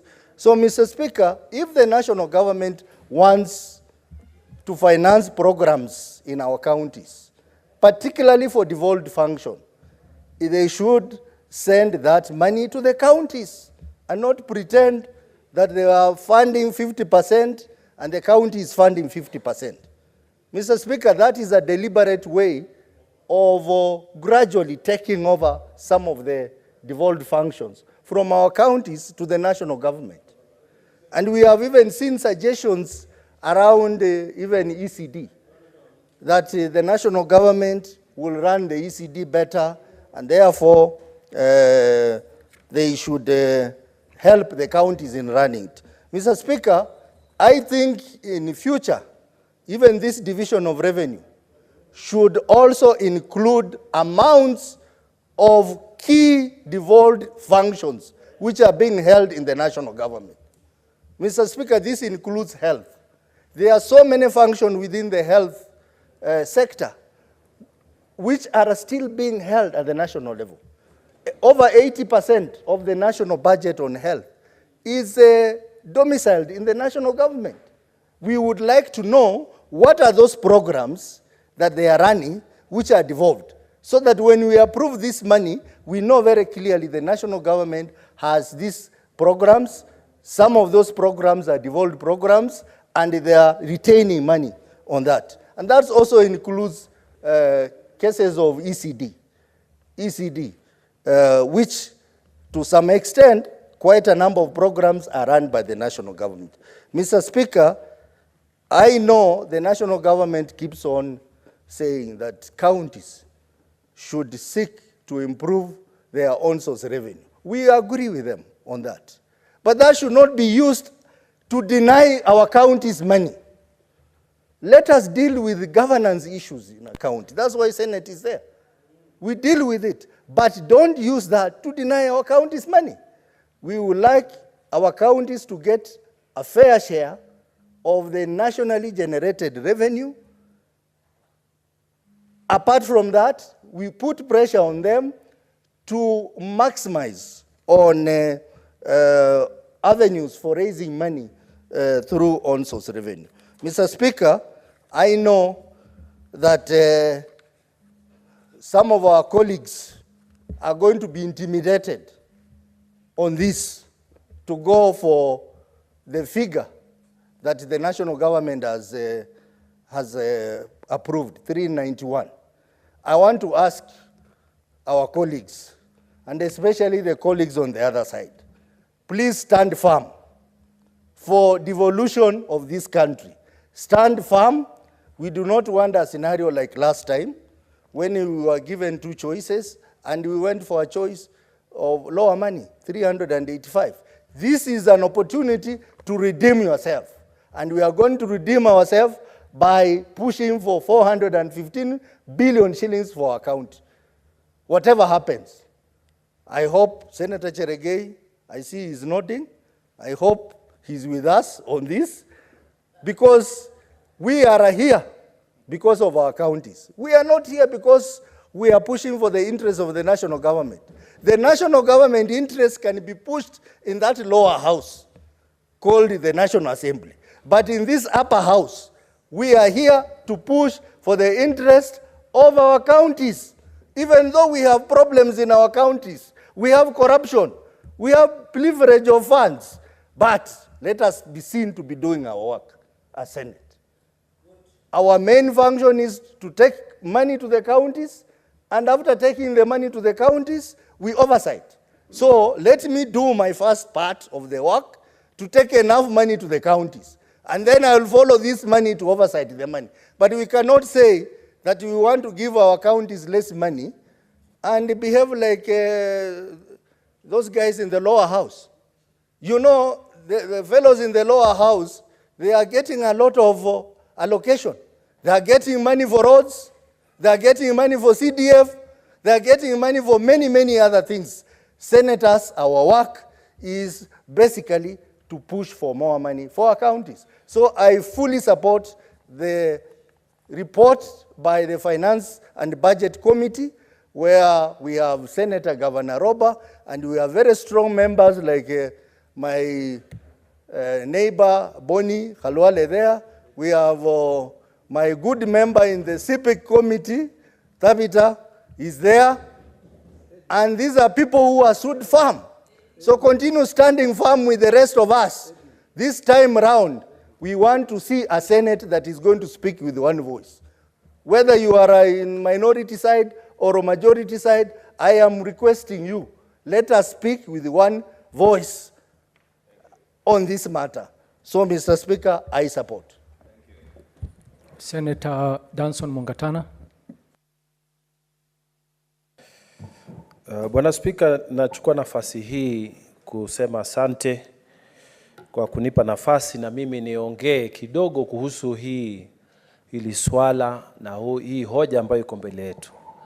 Bwana Spika, mwaka wa 1963 Kenya ilipopata uhuru, kulichaguliwa maseneta 41 na maseneta hawa, Bwana Spika, walikuwa haswa wanasimamia majimbo yao. Manake katiba ya kwanza ilikuwa imepeana nguvu majimbo. Na siasa hii ya majimbo, Bwana Spika, ilikuwa inaendeleshwa na wale wakubwa zetu waliotutangulia kama Ronald Gideon Ngala, Masinde Muliro na Daniel Moi, ambao walikuwa kwa chama cha KADU. Marehemu hayati Jomo Kenyatta na Jaramogi Oginga Odinga walikuwa kwa chama cha KANU, ambao walitaka serikali moja na hawakutaka hata bunge la majimbo, bunge la seneti liwe pale. Bwana Spika, mpango ambao ulitumika haswa ni kuyanyima majimbo pesa ili yafe kifo cha kawaida. Na Bwana Spika, walitumia pia namna ya kuvunja nguvu KADU na kuwaringisha mikono wale viongozi ili wale maseneta wahame, na walihama, Bwana Spika, na wakaingia upande huu wa serikali na wakawa nominated kama wabunge wa kawaida. Bwana Spika, kuua gatuzi zetu za majimbo, gatuzi zetu ndogo ambazo tuko nazo wakati huu, ile formula ya kutumika, Bwana Spika, ni kuwanyima pesa. Na sisi hapa kamati yetu imekaa imeangalia sababu nyingi, na chairman wetu Ali Roba amezielezea kwa undani, sitataka kuziingilia tena. Alafu amesema sisi kama kamati ya seneti tumekaa na tumesema pesa ambazo zingefaa ziende kwa gatuzi zetu ni bilioni 415.9. Hawa wengine ambao wameleta hii mswada wanasema pesa ambayo inafaa iende haswa kutumia akili ama maelezo ya treasury ni kwamba ni bilioni 391 ndio ambayo inafaa iende kwa magatuzi yetu. Nakubaliana kabisa na wenzangu ambao wamesema hapo mbeleni ya kwamba wakati huu ni lazima tusimame kidete. Sisi sote tuseme hii ripoti yetu ya kamati yetu ya pesa, kamati ya finance, tuiunge mkono. Bwana Spika, tusiangalie kwamba tuko upande huu ama upande ule wa hii nyumba. Na sababu ni kwamba, Bwana Spika, ukiangalia hii sheria, kipengele cha 9 kinaelezea sababu ambazo National Treasury ama mfuko mkuu wa Kenya wametoa sababu wakisema tupeleke kwa gatuzi bilioni 391 na wakatoa sababu zao. Na sababu wamezitoa ni sababu 9. Lakini moja hizo sababu ukiangalia kipengele cha 9 B wamesema, na 9C wanasema ati treasury wanasema ya kwamba sababu ambazo zinafanya ya kwamba tuweke pesa ikuwe bilioni 391 ni kwamba nguvu za sarafu ya Kenya inashuka eti kwa sababu ya hali ya trade ama ya biashara ulimwenguni. Hapo chini kipengele cha 9 na wenzangu mnasoma, wanasema ni kwa sababu sarafu ya Kenya pia inashuka eti kwa sababu kuna vita Ukraine. Ukiangalia imeandikwa kwa hii sheria ambayo tunaizungumzia leo. Sasa kama hizo sababu waliziandika kwa hii sheria na wamesema ati sarafu ya Kenya inashuka chini, kwa hivyo treasury inasema hizi ni kati ya zile sababu ambazo tunazitumia kugandamiza gatuzi na kusema kwamba sababu pesa inayofaa ni bilioni 391 na wametumia hizi sababu, tunataka kuambia treasury ya kwamba sababu hizo hazina maana tena wakati huu, kwa sababu sarafu ya Kenya imepata nguvu. Hizo sababu walizotoa zimepitwa na wakati, na hii sheria ambayo tunaiongelea saa hii, wakati ambao walikuwa wanasema sarafu ya Kenya kweli ilikuwa haina nguvu, lakini saa hii Bwana Spika, sarafu ya Kenya iko na nguvu. Kwa hivyo zile sababu za kimsingi ambazo treasury walitumia ili kugandamiza uwekezaji wa pesa za kutosha, mbali na yale makosa walifanya wakati wanafanya calculation ya base, Bwana Spika, walisema ya kwamba sarafu ya Kenya imeshuka nguvu, lakini sasa hayo mawazo hayapo tena. Kwa hivyo tunawaomba wale ambao wanasema kupitia hii sheria ya kwamba pesa ikuwe 391, hatutaki hivyo. Wakubaliane na hali iliyopo sahihi. Hii Senate Committee ambayo imesema kwamba hali ilivyo sasa, ile pesa ya kugawanywa kwa gatuzi zetu ni milioni 415 na inaenda kwa hizi gatuzi zetu 47. Bwana Spika, mimi nataka kusema jambo moja. Kuna shida katika hizi kaunti zetu. Kuna shida katika hizi kaunti zetu, na ni kweli, ikiwa ni Tana River, ikiwa ni kaunti nyingi ambazo ziko na shida. Lakini Bwana Spika, hata kama tuko na shida kwa manyumba zetu kuhusu matumizi ya pesa, hiyo sio kusema ya kwamba baba ambaye anaenda kuchukua mshahara, basi mshahara wake ukatwe. Ule mshahara lazima uje in full swing vile unavyotakikana. Zile shida za kule nyumbani tutazitatua na tutazifuatizia, tuzitatue. Kama yule baba pale nyumbani ni mlevi, yule baba pale nyumbani anapeleka pesa kwa watu ambao hahusiki na hiyo familia, yule baba pale nyumbani anaharibu pesa za familia, hayo ni mambo ya kule nyumbani na tutayatatua. Tutamuitia wazee, tutamfunga, tutafanyaje? Lazima tufanye zile mambo ya kumrekebisha, lakini hatuwezi kwenda kwa ofisi yake tuseme mshahara wake ukatwe. Bwana Spika, ndivyo hiyo mazungumzo wengine wanasema eti county government zinatumia pesa zao vibaya, kwa hivyo tupunguze ile haki ambayo inataka ifanyike kwao. Bwana Spika, mimi nasema hizo shida tutaziangalia kama Senate na tutajaribu kuzitatua, lakini ile share ama ile mshahara yetu ya sawa kwa county zetu hatutaki zikatwe.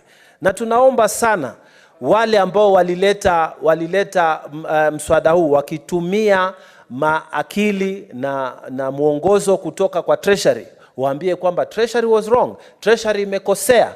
Ile akili ambayo ametumia na maelezo aliyoweka katika sheria hii imepitwa na wakati. Wakati huu sarafu ya Kenya iko na nguvu, na tunataka sasa ile mawasiliano imetoka kwa kamati yetu ifanyike. Sisi kama bunge la Senate tushikane pamoja, tusimame pamoja na tuseme pesa yetu za kaunti zetu ni milioni 415.9.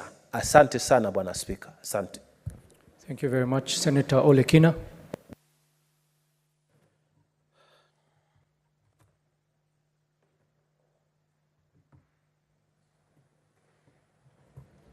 Thank you very much, Mr. Speaker.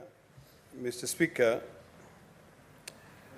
I rise to support this bill on division of revenue between the two levels of government, the national government and the county government.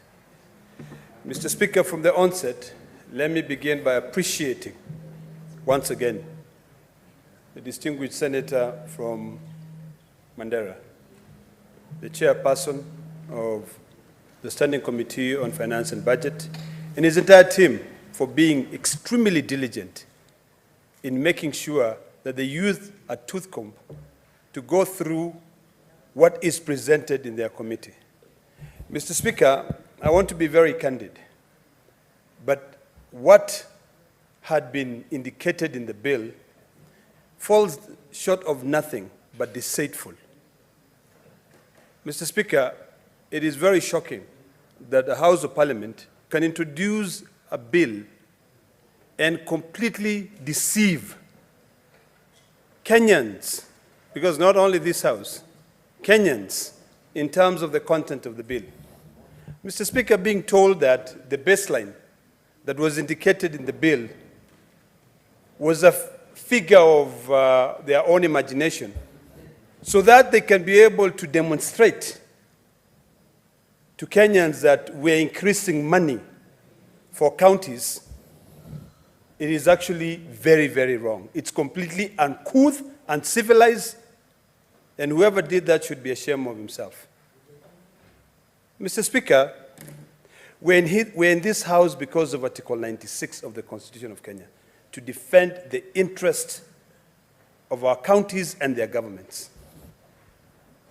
And for this, for what the Committee on Finance has done, it has shown diligence, it has shown fiduciary to the rule of law, and it has also demonstrated to this country that Senate is here to defend devolution.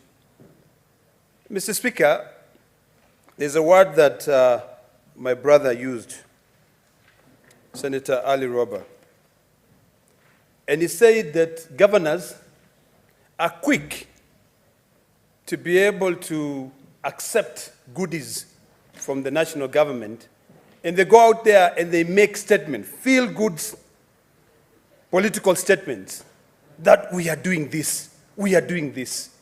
Mr. Speaker, it's about time that Kenyans realize that those statements is what is causing projects to stall. When you prioritize someone else's projects in the expense of your own projects.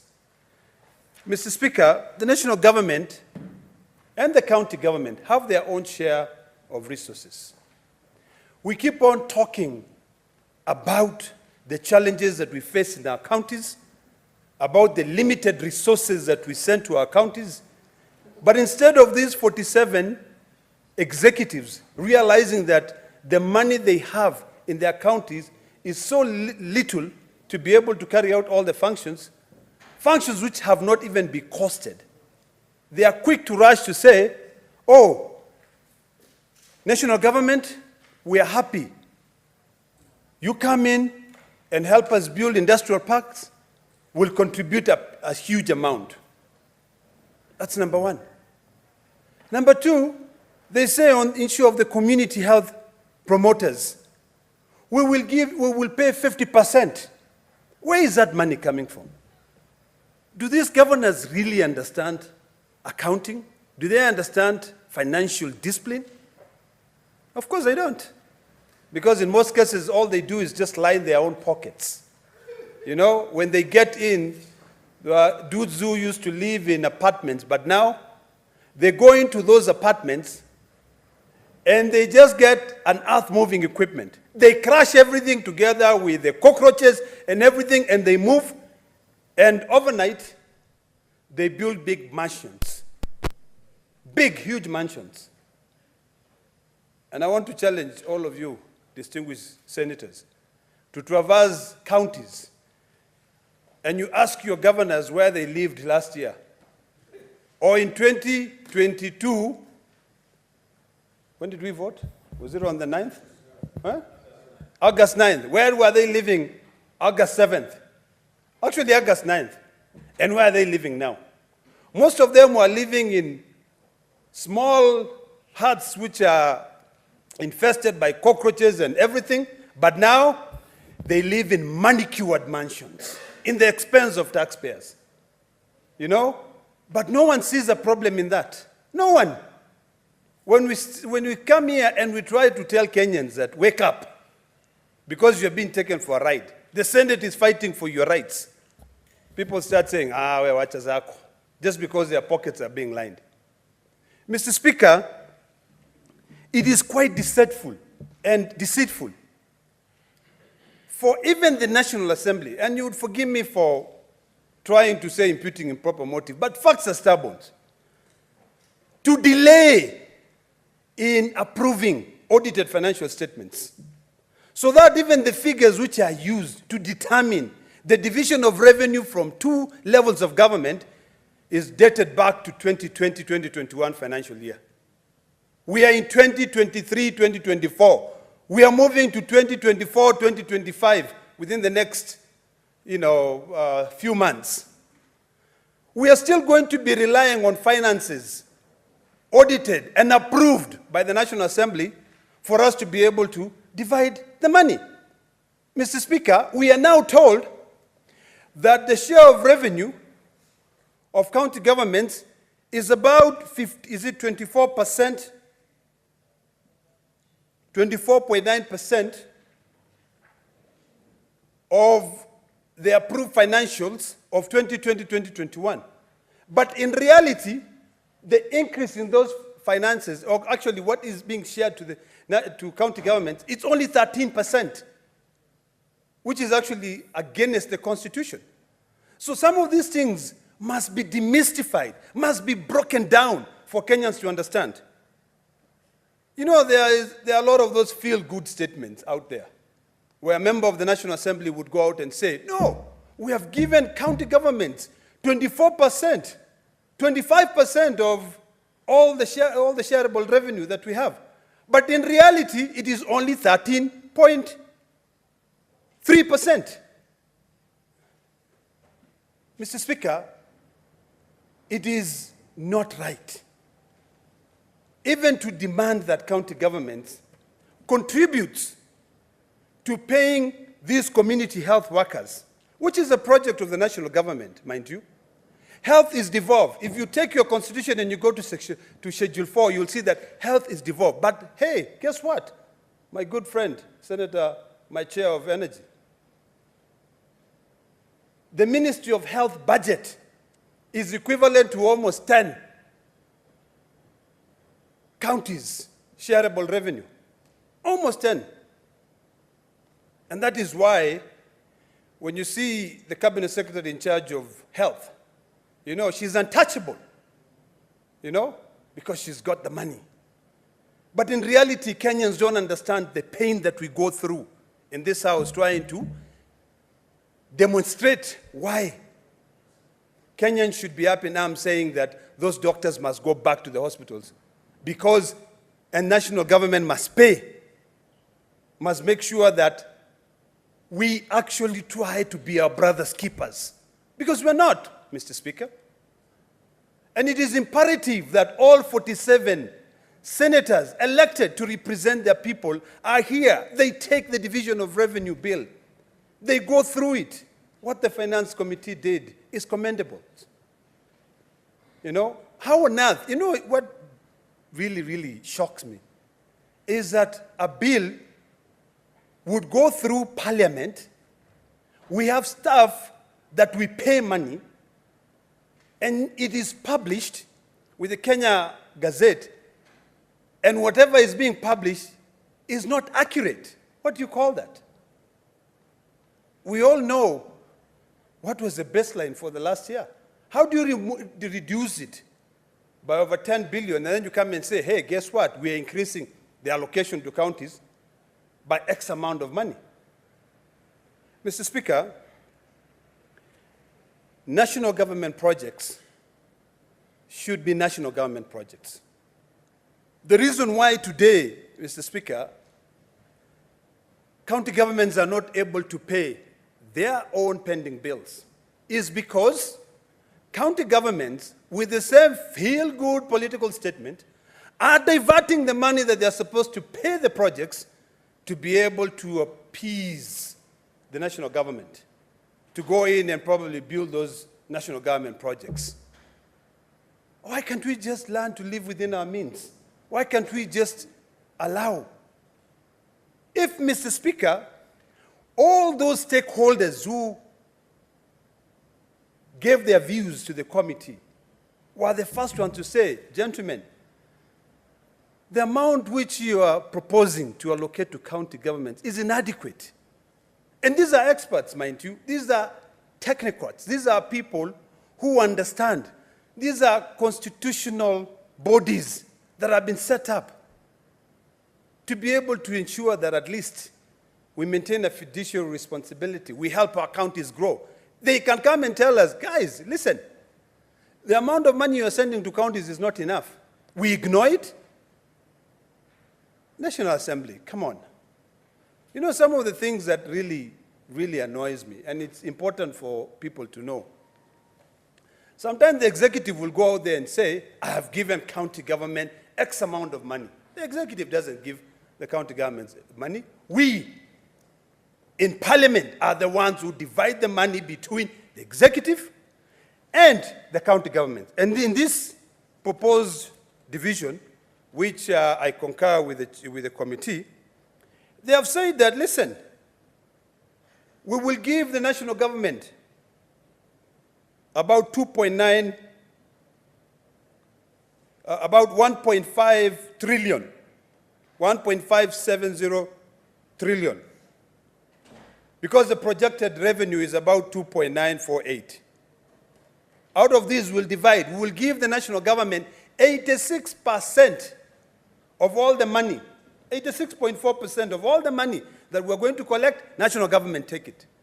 County governments take only 13%. I think what we need to do, and this goes to the Committee of Finance and Budget, because of your diligence, your agility and dedication to service, which is helping this country, what we need to do is to find a way to now push, if it means coming up with a piece of legislation, to push for the National Assembly to fast-track the approval of the current financial Financials. I mean, we cannot be relying on 2020, yet we are in 2025. I mean, seriously, what exactly are we doing? Mr. Speaker, because of time, and I know my colleagues would definitely want to comment, it is imperative that Kenya knows that the MES project has now been scrapped. And that gives us more money, almost 5.8 billion, which has now been repurposed.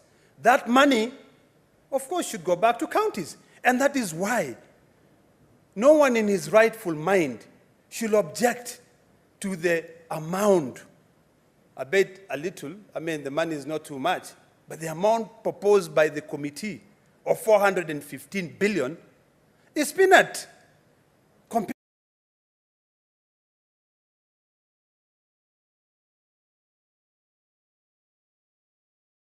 About 6 billion, we have that money. Save the counties. So in conclusion, Mr. Speaker, I want to plead to my colleagues that when you're here, remember your first duty is to the people of Kenya who have elected you to be here. Your second duty is to remember which article of the Constitution puts you here and what it says. Article 96 is for you to defend the interest of counties and their government. Number three, as I conclude, Mr. Speaker, I also want to remind county governments that Article 226, subsection 5 of the Constitution, and also Article 125 of the Constitution, this House, as long as I'm a member of this House, and our committees on oversight, will take you to task to be able to demonstrate how you've been able to be diligent in using public funds. We have a motion, which I hope that we'll be able to conclude, to try and instill and inculcate the culture of fiscal discipline in our counties. It is only then, Mr. Speaker, that we will be able to leave this country a better place than we found it. County governors, you know, leave these feel-good statements where you want to be seen as if you are supporting the national government. You know, you should not be kissing asses of other people in the national government. In fact, what you should do is to be able to go. Senator Olekina. What did I say? Use parliamentary language. Okay. Did I just? And please withdraw that. I withdraw that statement. Sorry. You should not literally. Let me put it in better terms.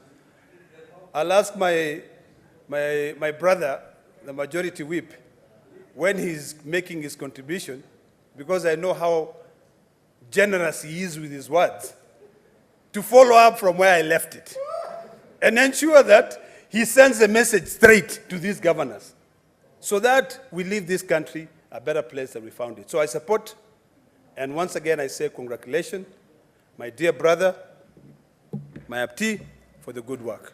Thank you, Mr. Speaker. Thank you, Senator. Senator Tabitha Mutinda.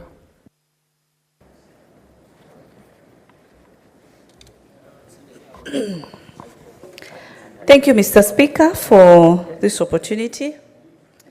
And allow me to start really by thanking all our secretariat, starting from our team of the clerk and the PBO office, the legal team that have really worked with us in our finance committee, all the members who offer as staff in this great committee. Of course, not to forget my colleagues. Mr. Speaker, I'm a new member, but this is one committee that I serve with a lot of pride, because when I sit with the part of the leadership, like Senator Boni, when I sit with His Excellency, Dr.to-be Captain Ali Roba, serving senators like Senator Faki, youth senators like Senator Edi, many others. Mr. Speaker, I pride, because I've learned a lot. Mr. Speaker, our committee, since it deals with matters finance, then we've had the privilege to have stakeholders who are very frequent in our deliberations, in our discussions of the different bills that we have. And some of these stakeholders are led by none other than the National Treasury. Of course, CRA plays a very important part. Council of Governors, among the many, the ISPAC, and among the many, Mr. Speaker. The reason I've decided to note that is because this is a journey that the House needs to know, that we've worked very keenly this time round, putting in mind where we are coming from, because last year I had a privilege to table the same, and during voting, I endured the disadvantage of having to re-amend what, in terms of the figure, what we had tabled as a committee, because our offer was 407, but we had to go down to 385. All said, here we are.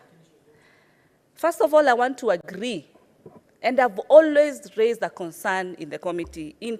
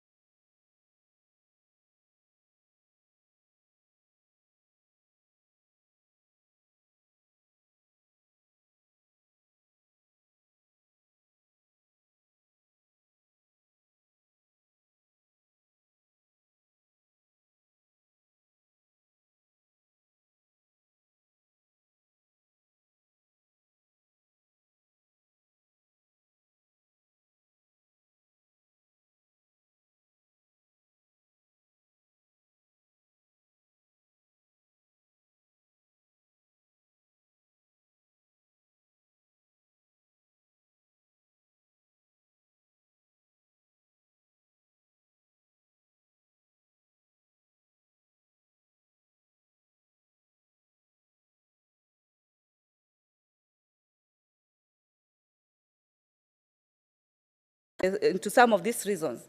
The other issue is on the issue of the annual salary increment. You know very well, in the contracts that are given by the counties to their staff, there is always a provision for salary increment each and every year. So these monies cannot be constant. No money is needed. The cost of the shift, the cost of the NSSF.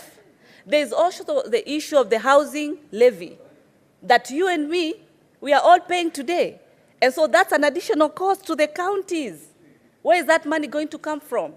It is very important for National Treasury and National Assembly, because those are the people, because the senators, we are agreeing to this figure. But only our counterparts are not understanding why then we came to 415, and that's why we are trying to explain and tell them these are some of the facts. They are open. Actually, when you look at our base, there is nothing that is scientific. There is nothing that is extraordinary that you do not need to understand.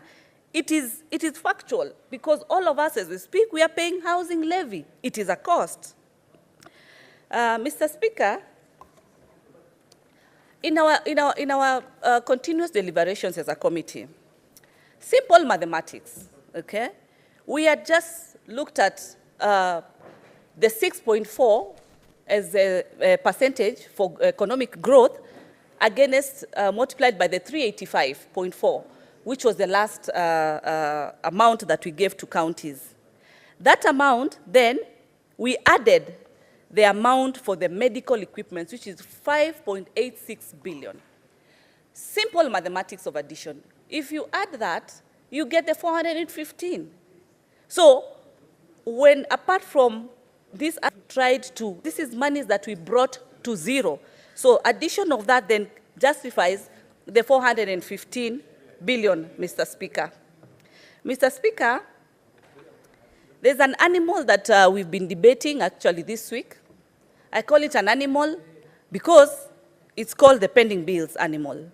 Our senator, our colleague Senator Olekina had brought this motion, and some of the issues that we raised, yes, is the issue, the thorny issue of the pending bills. And I want to urge governors, you know, for the first time, Mr. Speaker,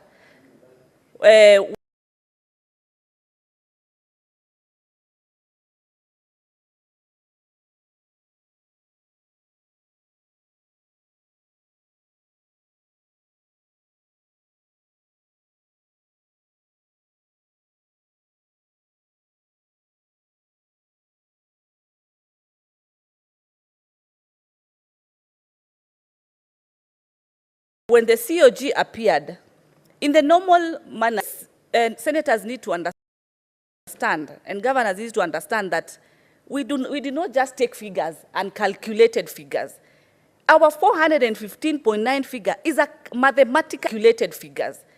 Our 415.9 figure is a mathematically calculated figure.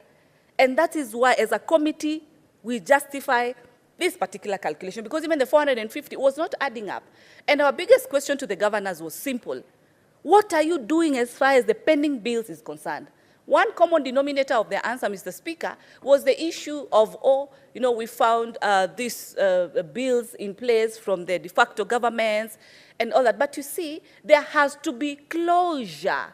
There has to be an end to every start. And we've emphasized to the governors, it is the high time also you address this issue. The county that I represent, Mr. Speaker, the county of Nairobi, with 107 billion pending bills. I mean, it's a shame, and we have to call a spade a spade. The other key thing that we've noted, because I am also privileged to serve in the other oversight committee called the CPIC, we have this stakeholder called the CPAC. And Mr. Speaker, we've noted as an oversight committee, because where I sit in finance, we give the money. And where I sit in CPIC, then I oversight that money that we have been able to give. And what has come to light is a weakness that we've noted with some counties as far as their staff are concerned, in regards to the professionalism of the accounting standards that are required to be adhered to. Some of the counties are not completely adhering to. It is so shocking at times that, Mr. Speaker, you realize when you ask them, even for their CPIC numbers that they have, as required, like also the lawyers do have, some of them have not even renewed their numbers, showing a seriousness. And these are the people that when it comes to the financial statement, they are poor. You know, it comes to that advice that also they're supposed to give, the policies that are supposed to give to the executive, it becomes a challenge. And I want to urge the institution that deals with their members, their accountants, the CPAC stakeholders, to be more keen and to take action and deregister members who are not serious on ensuring that they are up to date with the accounting standards and how they should be able to respect their certifications that they have been awarded to. Mr. Speaker, the issue of DORA is a very important issue in this Senate. I wish I would be able to vote, but what is important is here. And I pride in the fact that I've been able to champion for more monies for the governors. And I want to urge my colleague senators, the ones who have the power, to vote for this 415. One, some of them will be the future governors of tomorrow. How then do you sort these problems that we've been mentioning if you do not make the decision now? Because at times the decisions we make are not just for the future, but they are for the current situations that we are in, and today here we are. So I would urge that they look at this issue keenly, because tomorrow they are the same leaders. And I'm happy because we have my chair, who's a former 10-year governor, who's able to understand these issues, because now he's sitting where this decision, as far as the money is, the decision is made in this Senate platform. Lastly, I want to urge colleague senators, Senate is an independent house. Further to that, it is the upper house. Our baby, our cake, our everything which is DORA should be ours and ours to protect at all times. We should not even focus and start looking at why we should mediate. Why then do we have to anticipate that there's going to be issues? Why is it that we want to allow and start seeing that what the National Assembly has proposed, then that should be? Then what is our work here as senators? Is it just to impeach? Is it just to do statements, to do bills? This is our main baby in this house. And it is a high time we own it fully for the sake of devolution. And also add them, because now you are privileged to oversight, you have the oversight fund, that as much as more monies will be coming, then there needs to be more machinery as far as the issue of oversight in these different counties, Mr. Speaker, is concerned. With the many remarks, I, of course, as the Vice Chair of Finance and Budget, I support and appreciate my team for this journey. Thank you, Speaker. Senator Enoch Wambua.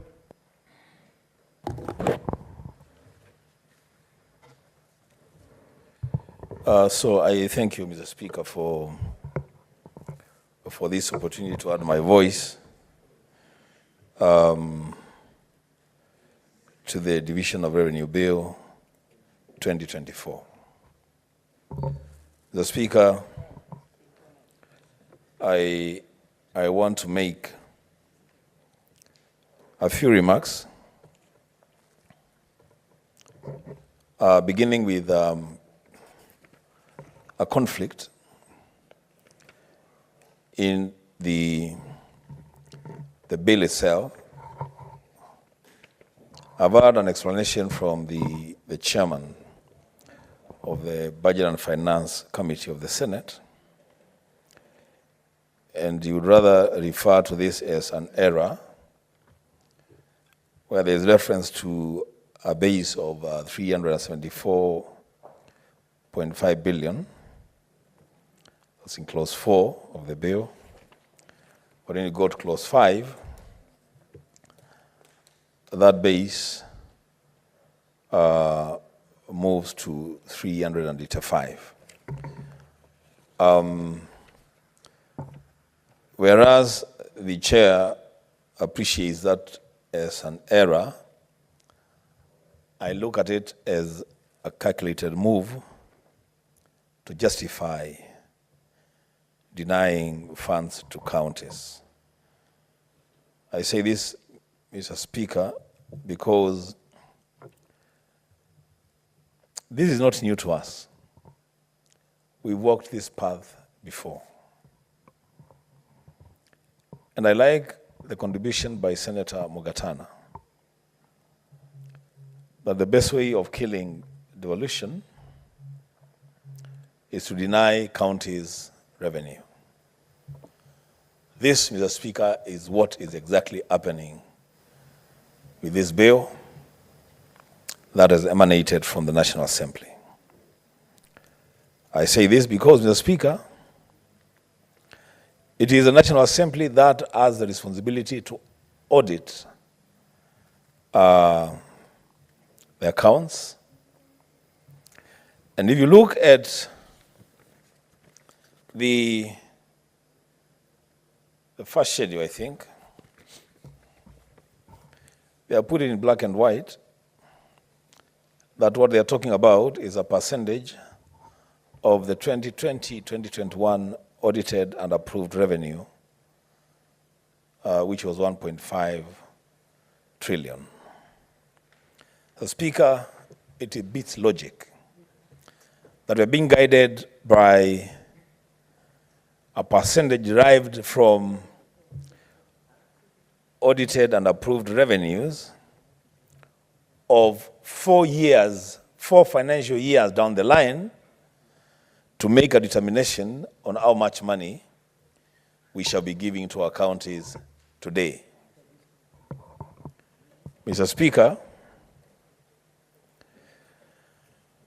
taking 385 billion as the base for the previous financial year, then if we are giving counties 391 billion this year, in absolute terms, we are only adding 5.6 billion Kenya shillings to counties in this proposed financial year. Mr. Speaker, that in the backdrop of these 3 realities. One, county governors, in their wisdom, and I say it's their wisdom because it is their wisdom, have gone into a deal with the national government for the establishment of what they are calling the industrial parks. And each county government has committed to match a shilling for a shilling, up to 250 million Kenya shillings for the establishment of the industrial parks. What that means, Mr. Speaker,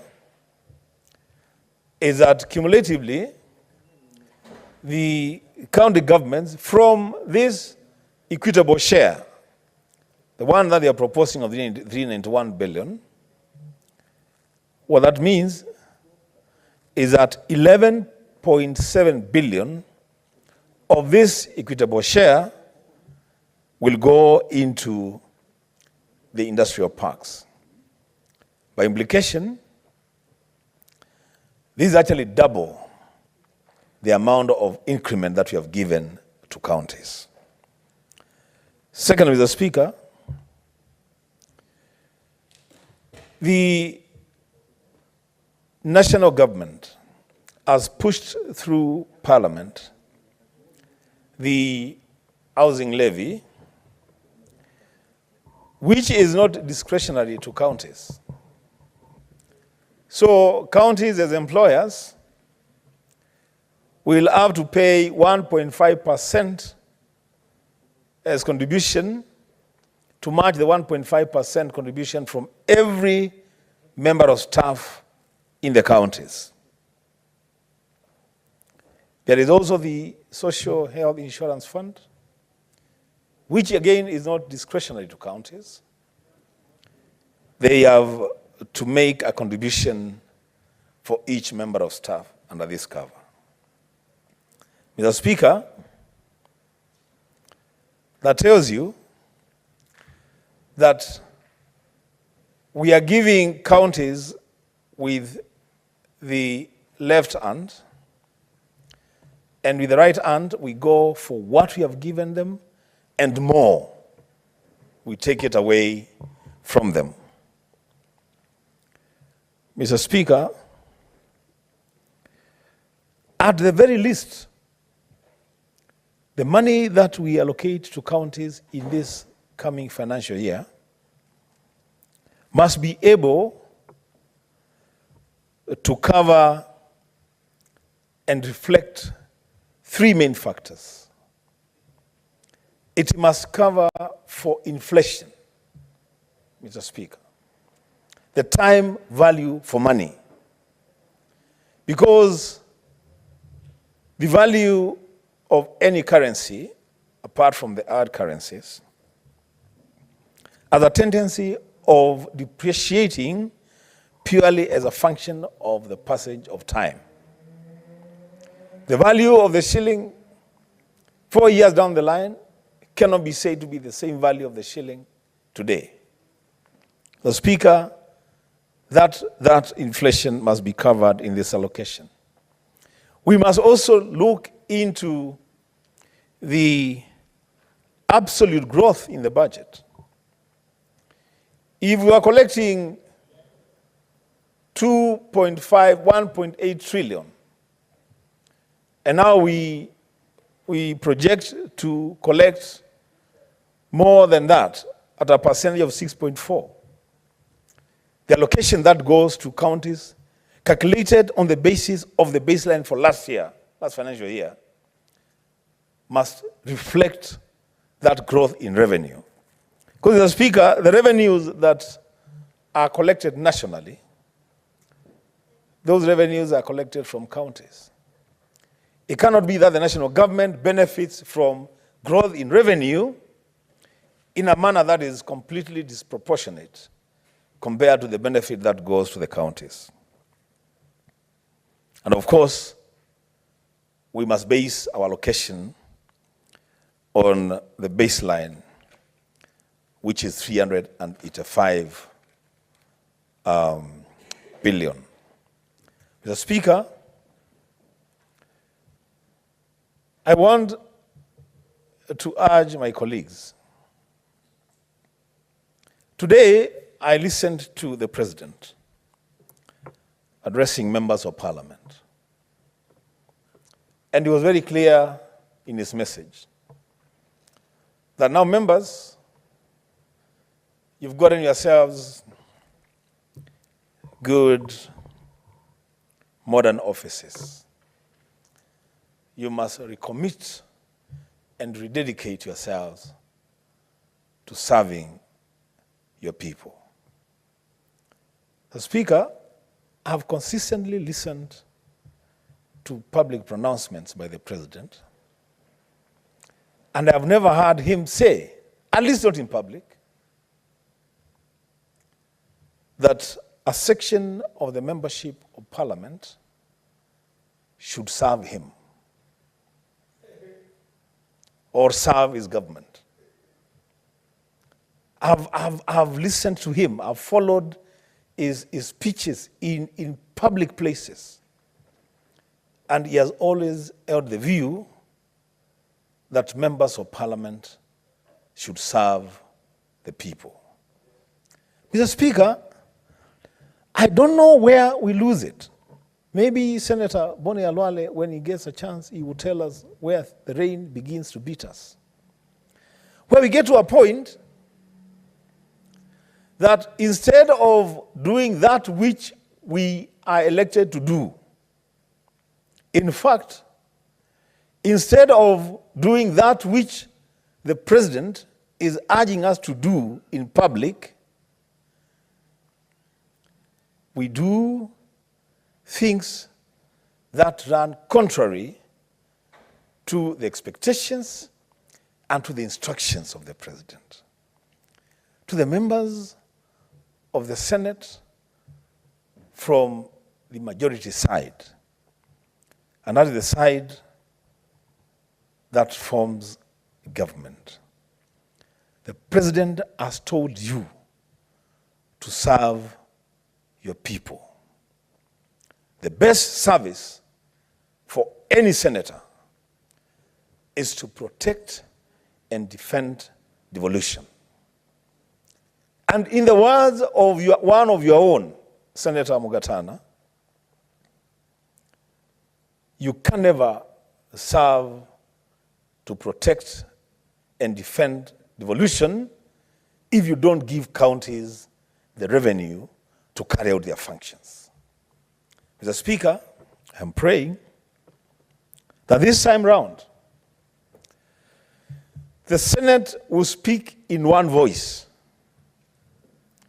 and determine that we are going to allocate 415 billion Kenya shillings to our counties. If the skies must fall, let the skies fall. Mr. Speaker, we all know what happened in the last DORA debate. That the Senate, and you know we are all not bound by that decision because it's a vote that was carried on the floor. So those of us who wanted more money for the counties and those who wanted less money, we are all bound by the decision of the Senate that we gave a raw deal to our people in the counties. We gave our counties less money than was recommended by the CRA. Our governors made petitions. They lobbied a lot of us to push these allocations to at least 390 that time, but we were unable to do it.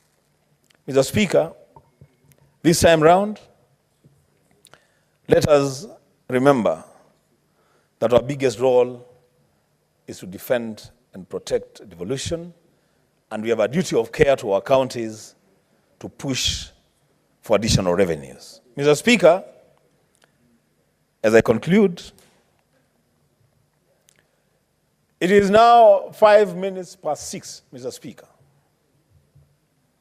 And there are senators in this House lining up to make a contribution to this bill, to push forward the agenda of more funds and more revenue to our counties.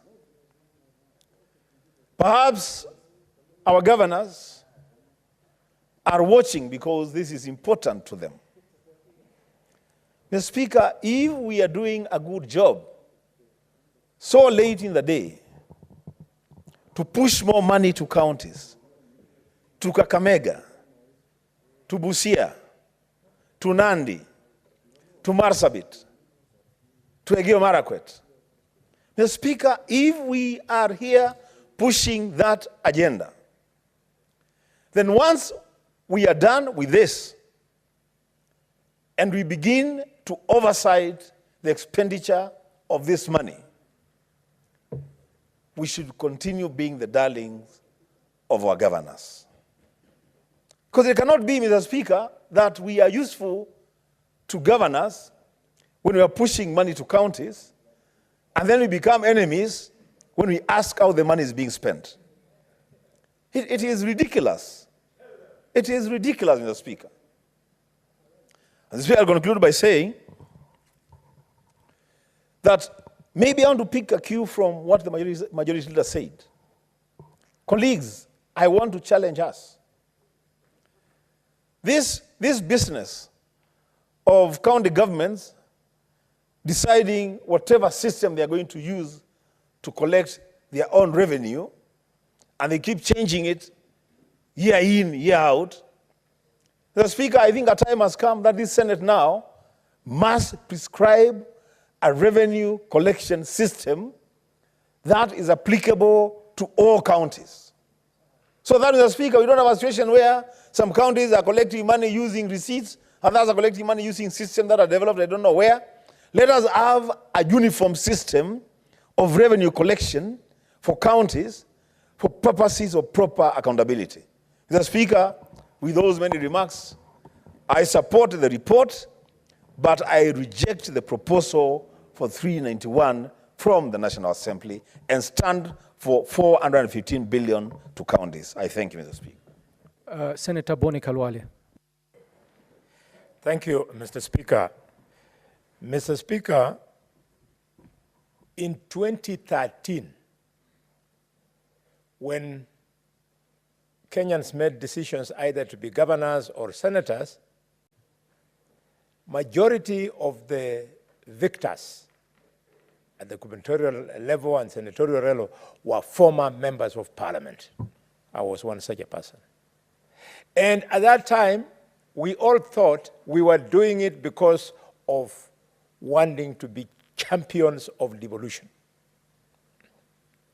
Alas, 12 years down the line, it has now become very evident that the only place you can find a champion of devolution is in the Senate. But when you go to the countryside, you look at some of the governors, majority of the governors, they do not wish to be champions of devolution.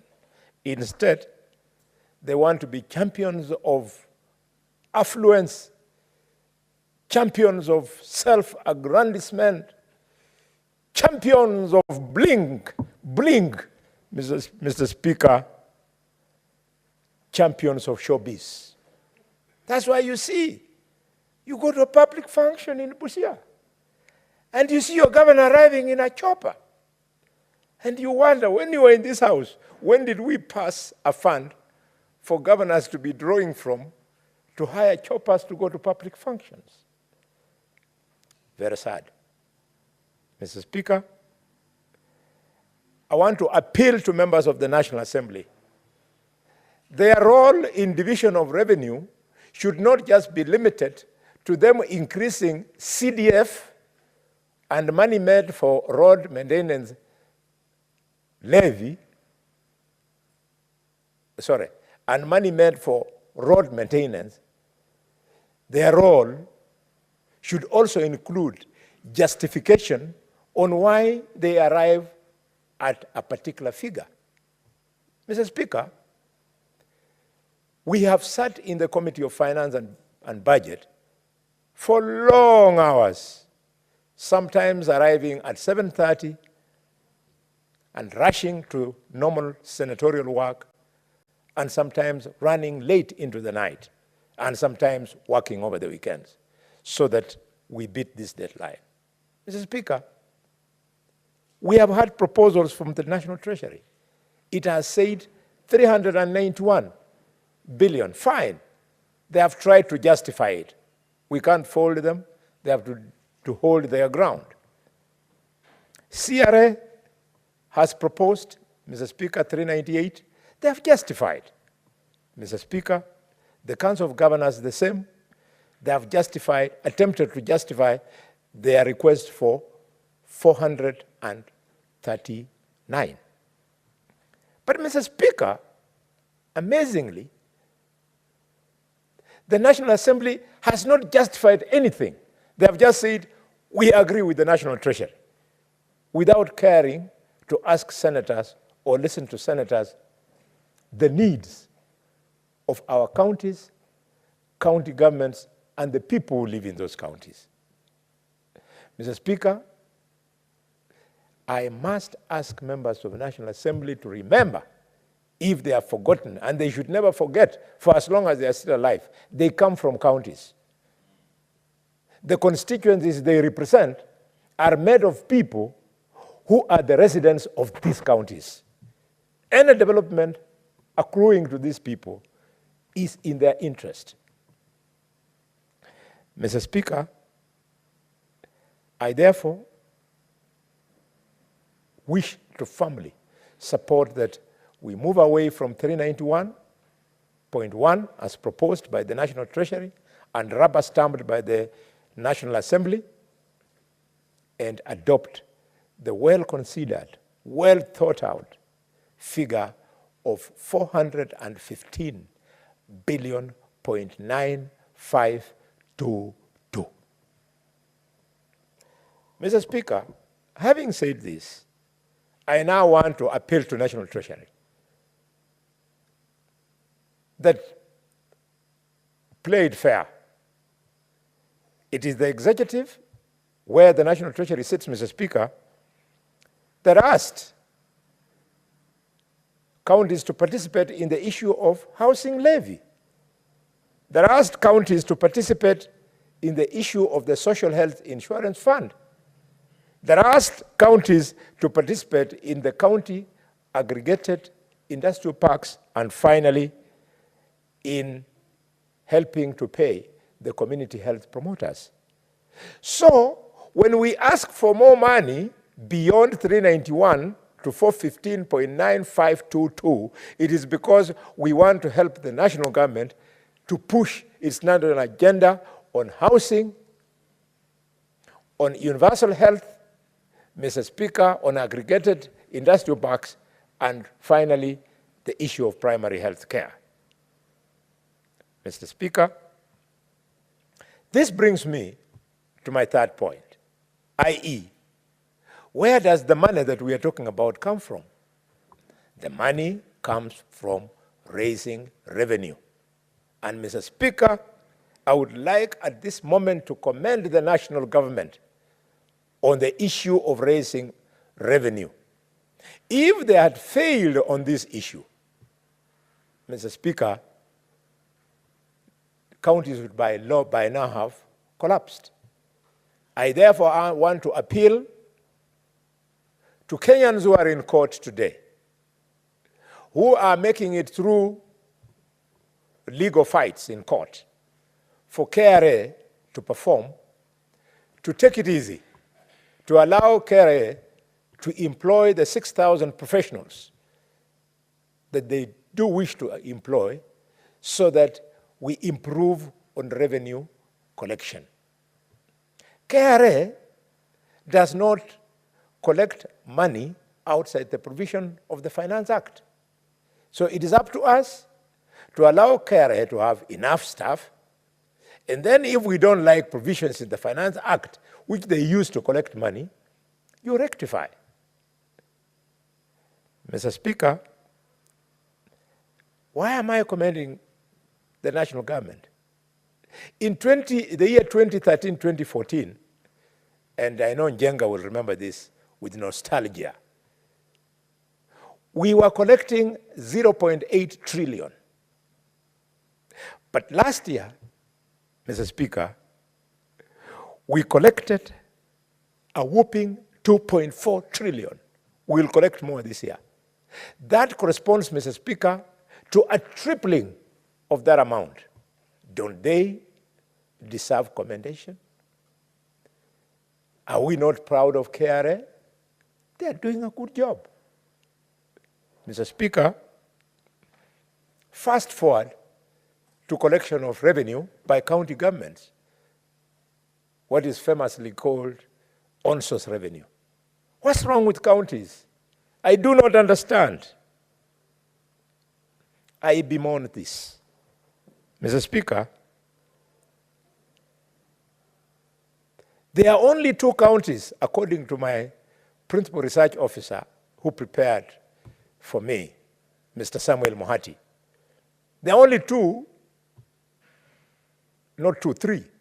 counties that are putting an effort on on-source revenue, namely the county of Narok, congratulations, Governor Dutu, the county of Kirinyaga, congratulations, Governor Anne Waiguru, and the county, guess where?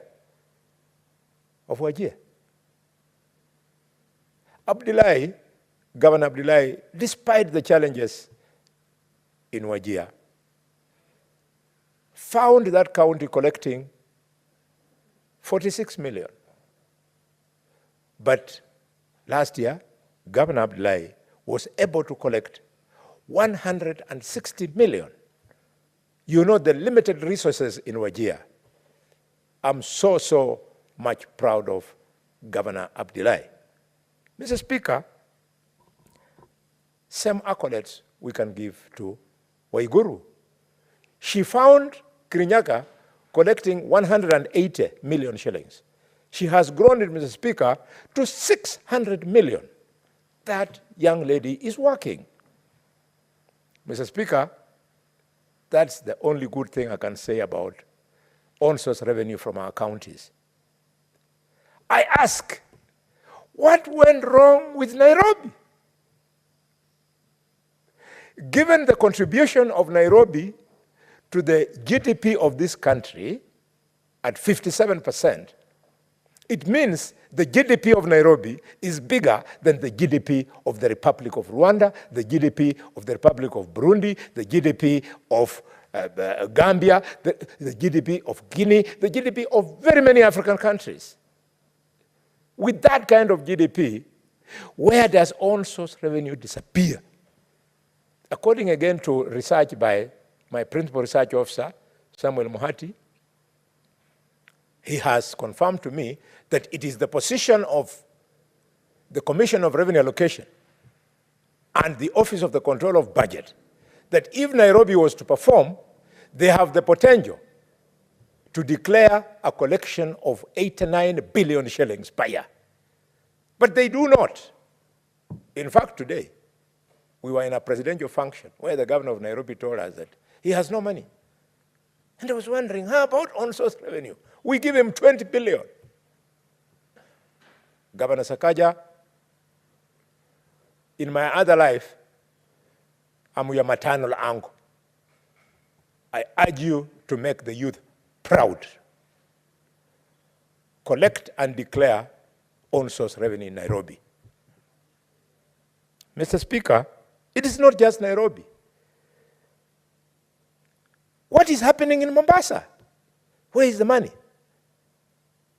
Mombasa it's not a joke. It sits on one of the biggest ports in Africa. Where is the money? Mr. Speaker, Kiambu, where is the money? Nakuru, where is the money? Machakos, where is the money? And of course, good old Kakamega.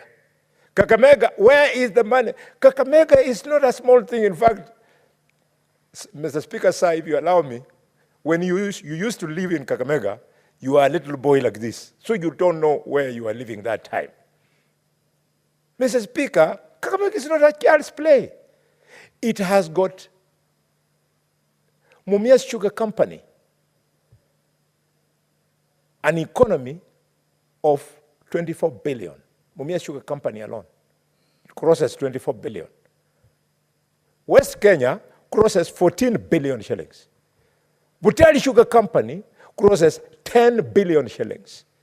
You have not talked about, Mr. Speaker, returns from other areas like gold mining in Lurambi, gold mining in Ekolomani, gold mining in Shinyalu. Kakamega should be declaring minimum of 2.5 billion shillings as on-source revenue. What happens, we don't understand. Mr. Speaker, I want to encourage governors, especially the one of Garissa, not Garissa, the one of Narok, where Orekina has tabled a motion here on pending bills. They should understand, there's no magic, it is common sense. If you pay pending bills, dear governor, it means those people who delivered services, once you pay them, they reinvest in the economy of that county. It is akin to a businessman who makes profit in his shop, replowing the money in the shop ends up growing faster. But if the businessman does not replow the profits from the shop, it takes it to go and do other things, the shop goes down. That is what our counties that have become governors' shops are being treated to, Mr. Speaker. Mr. Speaker, I want to end my contribution with two small points. The first point is, in this bill, nobody has spoken to the issue of equalization fund. Equalization fund in this bill, Mr. Speaker, is going to get a whopping 10.8 billion shillings. I don't know what happened to CRA while I was away. They came and convinced this House and told this House that the beneficiaries, the end users of equalization fund should not be the 14 counties from the ASAL areas, which we had identified as the Committee of Finance. Then they spread it thin to 34 counties. So we have got an additional 20 counties competing with counties who deserve this money, and they have spread it thin. The benefit cannot be seen. I wish after this financial year, this House can agree with me so that we become nationalists and we allow these counties from the arid and semi-arid areas to preferentially enjoy this equalization fund. What fund does it give you? What joy do you get when you see a child from Wajir, a child from Turkana, as we saw when we were there during the conference? Little boys stop you by the road. When they stop you, flag you down. I was wondering, why were they stopping? So I said, I'll be stopping. And each one of them, Mr. Speaker, sir, asks for water. So you give the little boy a bottle of water, the face lights up, he then hides the bottle behind him and brings another hand because he wants one more bottle. These were the things that equalization was supposed to address. So when I find Murang'a on the list of counties sharing equalization fund, why would people in Murang'a, where President Kenyatta took piped water many years ago, be competing with the people of Turkana? Unless you want to change the nationality of Turkanas to go to South Sudan or go wherever you want them to go. We have to be nationalists. This is the house of equalization. Mr. Speaker, I appeal to KRA to rethink, so that nobody in Murang'a thinks I'm against them. Even Bungoma is on that list. My good old Bungoma. Why? What? Bungoma, we enjoy 9 months of rains in 12 months in a year. Why would we fight for water, money meant for water, to go to Wajir, to go to Garissa, to go to Mandera, to go to Turkana, to go to Baringo, to go to Pokot? Why? Finally, Mr. Speaker, I conclude by sounding out governors. Governors, please, especially the governor of Kakamega, you complained very loudly through some senators here that we had not given you enough money. It is now 1 year down the line. Show us what you use that money for. In Kakamega, it allowed them to have a budget of 17 billion, Mr. Speaker, and up to now, salaries are still in arrears. And the money has gone there. Why? Mr. Speaker, in Kakamega, the ongoing projects that were started by Governor Oparanya, they have all stalled. Why? And the money has gone there. Mr. Speaker, committees of the County Assembly of Kakamega cannot perform because the governor is not funding committees. Mr. Speaker, pending bills in Kakamega remain unpaid, and we have sent this money. Why? And finally, Mr. Speaker, the pension fund, money for pension fund, money for NSSF, money for NHIF, Mr. Speaker, is not being remitted. So if they had this budget of 17 billion and they are not doing these things, why were they shouting that the money was not enough? They should have at least given us a report card saying that these things we have done, and yet, Mr. Speaker, they have not done. With those many remarks, I support this bill with the main amendment that we amended to 415.9522 billion. Thank you, Mr. Speaker. Thank you, Senator. Senator Okia Omtata.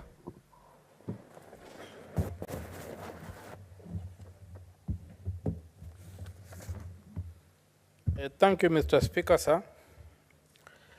I support the bill with the amendment that the amount should be raised to 415.9 billion. What the National Assembly has done is unacceptable and must be resisted. But we shall only succeed if we stand as a single house. And I pray that the government side does not betray us again this time. It stands with us. The National Assembly has undermined devolution in many ways. And I would invite this House to look at Article 2 of the Act, which says, in this Act, unless the context otherwise requires, revenue has the meaning assigned to it under Section 2 of the Commission on Revenue Allocation Act. When you look at the Commission on Revenue Allocation Act, what it prescribes is really not what the Constitution anticipates. In Article 202, the Constitution says, revenue raised nationally shall be shared equitably among the national and county governments. Now, when you go to that section of the Commission on Revenue Allocation, it describes revenue to mean taxes imposed by national government under Article 209 of the Constitution and any other revenue, including investment income that may be authorized by an act of parliament, but excludes revenues referred to.